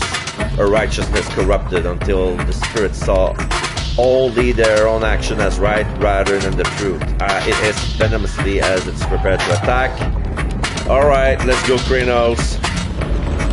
A monster that size, we need the war machine. I was a werewolf. Pain hit me like a wrecking ball. Every bone in my body broke and moved and reset. I roared in agony. Panting and growling, I rose and rose and rose. I was an 8-foot tall killing machine. I had no time for foolish spirit as I shapeshifted. Bones cracking and muscles staring as I towered high above the once golden snake. My roar echoed through the Umbra as it cowered, hissing and spitting its fearful fury. Rushing forward with a bestial speed, I snatched its body with my claws, ignoring the putrid mess that oozed from the cuts. It began a frenzied dance in an attempt to bite at me, but my grip only tightened as I drew it close. Its slitted eyes stared fearfully into mine, my fangs glistened as I smiled. With a savage bite, I tore its head from its body. Dead! Plus 1 rage. With a savage bite, I tore its head off from its body. I howled in triumph as I threw the snake's corpse into the darkness. A cry that was cut short as I heard a rumble behind me. The ground shaking beneath my feet, whirling. I stared up at the mechanical spider I had encountered earlier. You have broken the pattern! It rasped angrily. Scuttling mechanically towards me, it slashed out with his glinting razor-sharp legs. Alexander barked at me quickly as he raced towards, leaping through the hallway. Okay, I'm gonna take a willpower to fall in through the door. I wanted to stay and fight, but a small, sane part of me remained, and I hurtled through the gleaming door after him. Howling wind whipped across my face as we found ourselves back on the wintry, snow-covered grounds of the cairn. Tomas stood several meters in front of us, but did not react to our presence as he chanted in a deep voice. The words of what was clearly a rite clamored in the strident dirge, sounding even above the cries of the wind. while black runes etched themselves into the circlet of scorched soil. Oh, fuck this! Red suffused my vision as I leapt across the ground to strike at the Thurge. Before I could hit, the black bear spirit rose from the ground to block my attack with a ferocious roar. I'm on par with the bear, bring it on! Oh, the bear grew spikes. Okay, bring it on still! The bear spirit is now revealed its true form, a crazed beast who starred nearly as high as I. Its fur hued in the deep blood red, with each needle-thick hair sharpened to a gleaming point. It dares stand in my way, more fury! Wah! Leaping forward, we met each other in a brutal display of raw strength as I let out challenging howl in return. Yet, even with its new strength, the spirit was no match for a Krynos. With a powerful rip, I tore his arm from his body in a spraying arc of blood. The bear let out a final mutant cry of pain before it dissipated completely. The chant of the Thurge grew increasingly desperate as I stalked closer, breath hot and heavy. I brought a pad down with a crash only to find an invisible barrier blocking my way. I let out a low, rumbling snort. As if that could stop me, I smashed my whole body into the barrier, feeling it shudder beneath me. In a fit of rage, I continue my relentless attack. A sharp pain towards more rage, but I'm taking the health. How much? Okay, 2 health. But now I'm at 4 rage, that's fine. A sharp pain tore through my wounds as I roar, staring down to see a silver thread, sewing them apart. Iridescent with rage, I raised my paws and struck with the full might of a Krynos. The barrier shattered beneath my blow as Tomasz ceased his chanting, staring up at me in abject terror. Suddenly, Alexander appeared in my path, shapeshift into his Isco form. He let out a warning growl. I rage, get out of my way! Sorry, Alexander, you're unfriendly now. I shoved him out of the way, stuck him closer. Yeah, I'm berserk now. I understand the strategic importance of keeping it alive, but right now I cannot be reasoned with. I want to make fuck with you, berserker! I shoved him out of the way, stalking closer. I reveled in the look of fear in the Thurge's eye before the scene around me turned a brilliant, beautiful crimson red. A savage slash in my side brought me to my senses as I howled with the pain, dropping on my knees. I shapeshifted back. Okay, I took some health. Okay, he hit me back into reason. He knocked some sense out of me. I'm losing some rage and health. All of my rage and 1 health. Alexander hostile. Okay, yeah. I understand why he's mad at me. I quickly shapeshifted back to my Homet form before I lost myself again to the rage. Alexander stood in front of me, a furious look on his face. Around us, the pieces of the Thurge lay scattered across the grounds of the cairn. Ilona now stood by his side. Oops. Although she appeared to be more exasperated and angry. That was incredibly foolish, Samira, Alexander said through clenched teeth. Not only we will never know what he was attempting to do here, but we also have lost a key witness. Yes, okay, now I'm full Arano. I stare helplessly around, feeling despair rise within me. While I agree that keeping Tomasz would have been useful, Ilona spoke out into the silence, and I certainly do not condone this type of justice. He had violated the sanctity of the cairn, Alexander. Alexander rubbed his temple, then exhaled very well. Ilona looked around at the scattered limbs. We will now have to deal with the cleanup later. Right now, we have more pressing matters to attend to. She turned and began heading towards the front of the cairn, Alexander and I following close behind. The moot was about to begin. I need to lose some Arano, man. Hurrying across the ground, the moonlight streamed gently down upon the Garu who were loudly making their way into the cairn. As we entered, Luna's light illuminated the... Okay, so this is... Ilona stepped forward, calling for sounds before she began to address the crowd. Several others affairs have to be dealt with first, but eventually I heard her calling Alexander in mine's name. Rising from our seats, we made our way out into the center of the cairn. Ilona mentioned to Alexander and I as we walked forward, Andrea's blazing blue eyes following us as we took the center stage. We presented what we had found. The crowd reacting with muttered surprise and angry exclamation as we laid out the facts in all of their gory details. As we finished, Ilona stepped forward once more. The evidence presents a damning picture against the Wolffather pack, and above all, against its leader, Andrzej Skarzinski. I hereby vote to expel Andrej from the Warsaw Sept. I stare at her disbelief. I had not expected her to take things this far. Neither had the rest of the Garu, judging from the uproar this created. Amidst the clamor, Andrej stepped forward, the crowd immediately silencing. His expression was schooled to one of sad disbelief as he shook his head at me. Samira, I can scarcely believe what I'm hearing. We have welcomed you into our sept, and now you would believe these lies against me? And you, Alexander! He turned to him now. Alexander stood frozen, his eyes locked on Andrej. You really believe that I'm capable of this? Andrej's voice rose as he addressed the crowd. I have only ever wished to fight for the good of our sept and our city, to fight together against the worm, our common enemy. I looked to Susanna for help. Susanna is friendly, imploring her with my gaze. She hesitated, her eyes darting wildly between us before she exhaled sharply and stood up. Her voice echoed through the cavernous hall.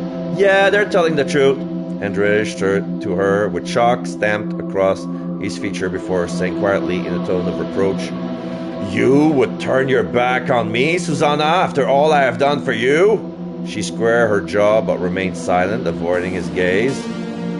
Andrej shook his head morosely, but I thought I caught a momentary gleam of fury in his eyes. The cairn is loyal. A low rumbling shook the cairn, intensifying as the ground split open. Roots shot up from the soil, twisting around Andrej's legs, as if trying to drag him down to the depths. Slashing at them with clawed hand, Andrej slept back with an oath. As abruptly as it had begun, so too did the shaking cease. After a moment of stunned silence, Ilona's voice rang out. It appears that the guardian spirit of the cairn has spoken. The time now has come to vote. All those in favor of expelling Andrej Sharinsky, raise your hands now. I watched him with bated breath, but quickly turned to relief as the overwhelming majority of the Karu raised their hand. Then it is decided, Andrej Skarzinski, the Moot of Warsaw, has found you guilty of crimes against Gaia. You are hereby expelled from this sept. I watched as Andrej stepped out onto the stage, his mask of handsome charisma shattering into a breathtaking suddenness. You wish to expel me? Me, who has only ever sought to save us all from the worm. His blue eyes blazed with insane curiosity. You think that this will be over now? He sneered. Then you all even bigger fools than I thought. For we, the Wolf Father Pack, we are the true Garu. We are the ones who will take up the mantle of the cult of Fenris and strike at the heart of the problem to defeat the worms once and for all, while you cowards will sit here in your comfortable city sniffing about it and doing nothing. At this, the Garu began shouting, their cries echoing through the stone Colosseum as they leapt in fury from their seats. I held my breath, half dreading, half hoping for a fight to break out. Instead, with a final scathing sneer, Andrej turned on his heel and left the cairn, the Wolf Father Pack following him behind. It took some time to calm the crowd. After that, but with Andrej's admission, the Warsaw Sept was fully on our side as we began to plan strategy to stop him going forward. At long last, Ilona called the mood to an end. The Garu trickled out into the night. Alexander and I stayed to discuss further with Ilona before finally we two left the cairn. Picking our way across the lawn, I glanced back at the Colosseum. Clouds drifted over the moon, covering in a shroud of shadows. I pulled my jacket closer, turning my face away. I heard someone call my name. I had only taken several steps across the ground. I heard someone call my name. It's Susanna racing towards us. I asked her if she was okay. What's up? Did something happen with Andrej? I'm gonna ask if she's fine. Hey Susanna, are you doing okay with, I vaguely gesture, all of that? She shrugged, shoving her hands in her jacket pocket as she tried to look nonchalant. Yeah, it's whatever. Are you still in the pack? Did you speak with Andrej or I let it go? I'm gonna ask, you're still with the pack? I easily asked her. Her face momently clouded, but she tried to grin. After that, of course I'm fucking not! But listen, Samira. There's something you need to know. She took a deep breath. Andrej and the Wolf Father Pack, they're going to Białowiska Forest tonight. What? Why? They think that's where the problem is. They're planning something. I don't know what exactly, as I heard before all of this. She gestured at the cairn. Went down. I just know it's got something to do with refugees. Oh, okay, so it's bringing back with the story which brought us to fight the worm at Białowieża, the thing with the refugees. So it's gonna be the same story. We're gonna go to the same place, but right now we're gonna have to save the refugees from the Wolffather pack instead of fighting the worm.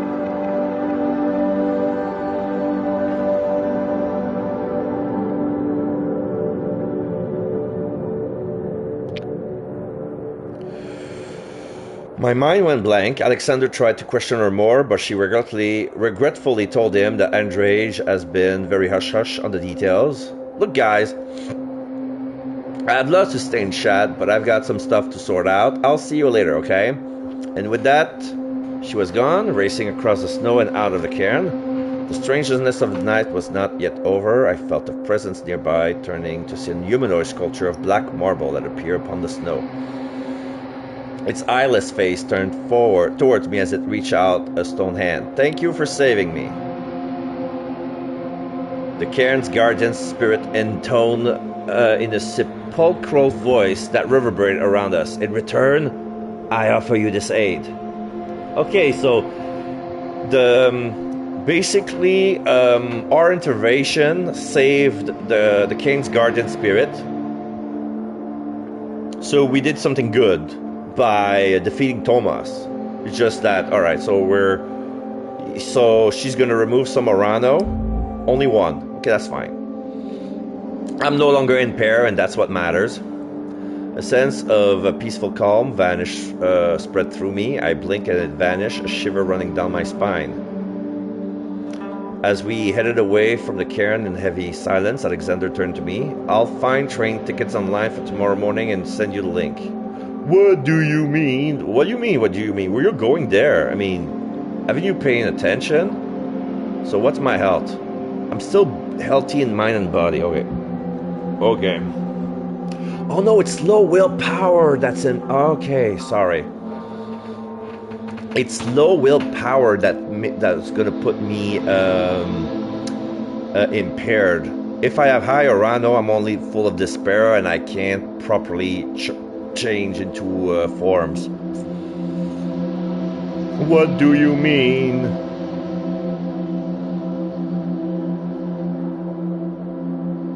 We're going to Białowieża Forest. I immediately shook my head. Look, I'm sorry, but I'm not going back there. I cannot go back there. Before he could speak, I took off running, my steps headed towards the safety of home. Oh, we're going back home? Opening the door of the apartment, I was surprised to see Khadija already standing in the living room. The overhead light shone brightly down upon her wan face as I suddenly realized I had not seen her at the moot. Her face immediately crumpled in relief as she spotted me. Samira, thank God, I've been waiting for you. Is it about the mood? I fear what she would have said. Okay, I'm gonna go with Glory this time. Is it about the mood? I began because she cut me off. No, it's not the mood. She held out several letters. I just received these. He must have had... Yeah, they're from Tarek. Okay, so Tarek is in Białowieża. So okay, what did he say?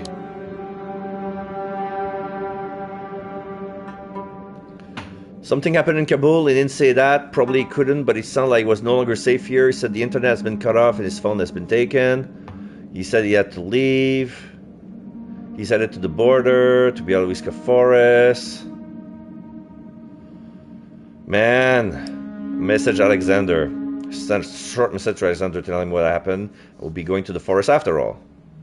Without waiting to respond, I closed my phone and fell into bed. The events of the day caught me up to me. My eyes almost immediately closed and I fell into a deep, deep slumber. Yeah, I need to heal. Fate's calling. This is the road from Tehran to Minsk. This is where the asshole dropped me there in the middle of nowhere. At the border of Belarus and Poland. Yeah, get out. My heart lifted. Our hope was in sight. Stepped out, holding to Kazim, ensuring to stay close over the border.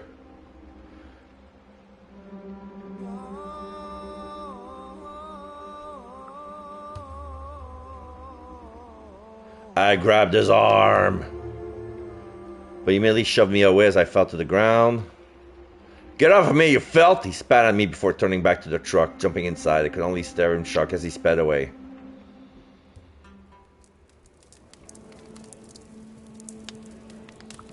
That's true, we were promised free fascia. Okay.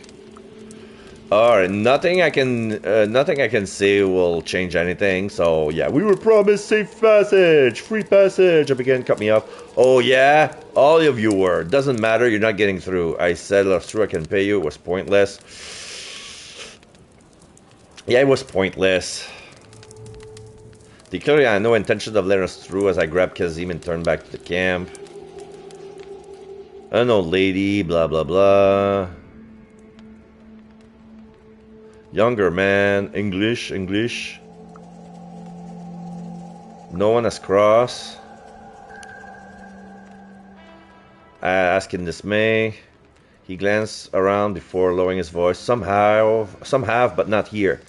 The reality of our situation began to sink as I felt the rotten hand of hopelessness caressing in my heart. Family of travel with us came over, telling us there was a meal being prepared in one of the small camps, but I have more to do.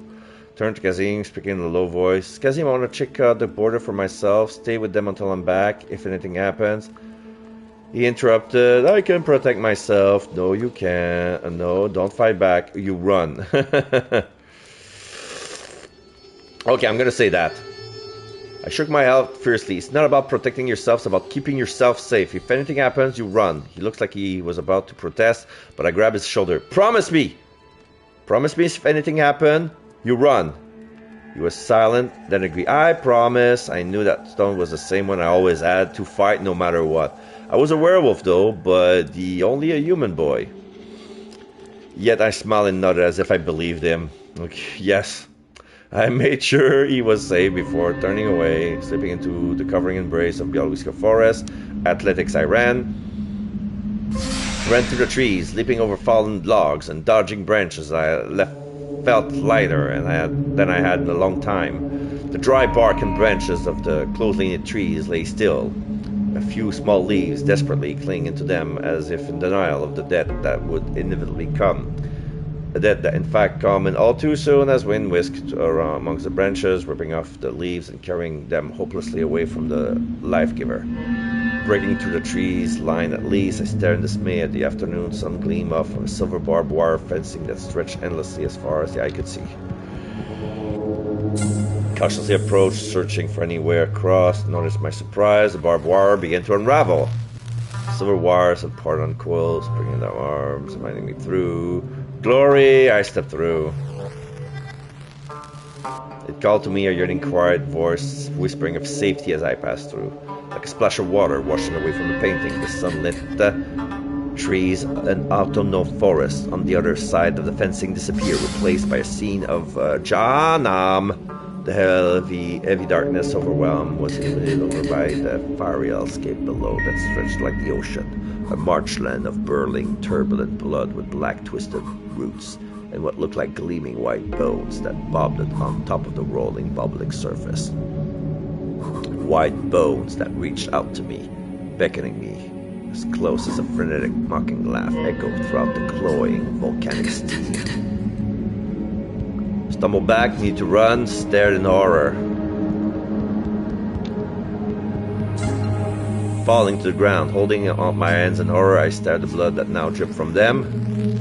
Horror that only grew as a figure rose, dripping from the marshland before me, a human-shaped creature constructed of white barbed wire stained with the crimson blood of the marsh. You are not welcome here! Their voice was jarringly normal as they spoke to me. A calm voice, a familiar voice. You are not welcome here! They repeated. Fuck off! They laughed as if humoring a child. They vanished as I felt a violent slash of pain in my arm. Insidious lines of barbed wire now wrapped around them, digging dim as blood.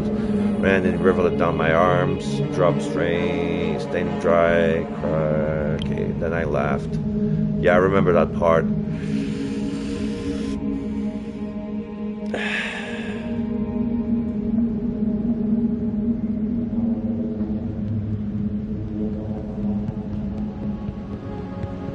No pain would ever bring him back. I tore at the wires. Ugh, what did it matter? Okay, I can have some rage back, but that's gonna cost my health. I'm gonna have to use my Yarrow soon.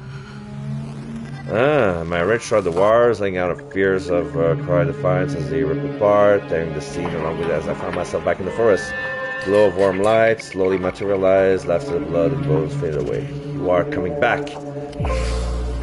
I could not tell if it was a statement or a question, but I nodded, wondering how I could go back when I have never left, and yet knowing this was true.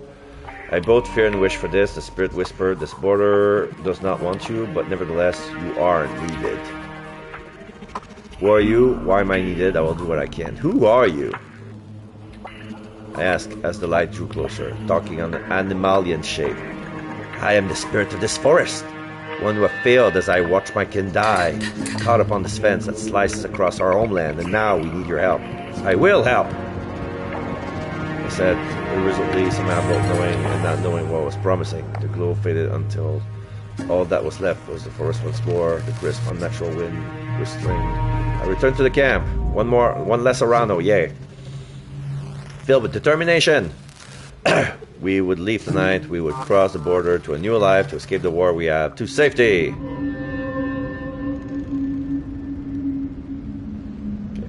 And on that note, I'm gonna have to take a drink. I'm gonna take a little pause here, since we're at the halfway point. So I won the Echo Spirits over. That was the Tarpans, right? 100% did. I didn't fight Susanna. 80% did. Okay. You stopped the Tirages, right?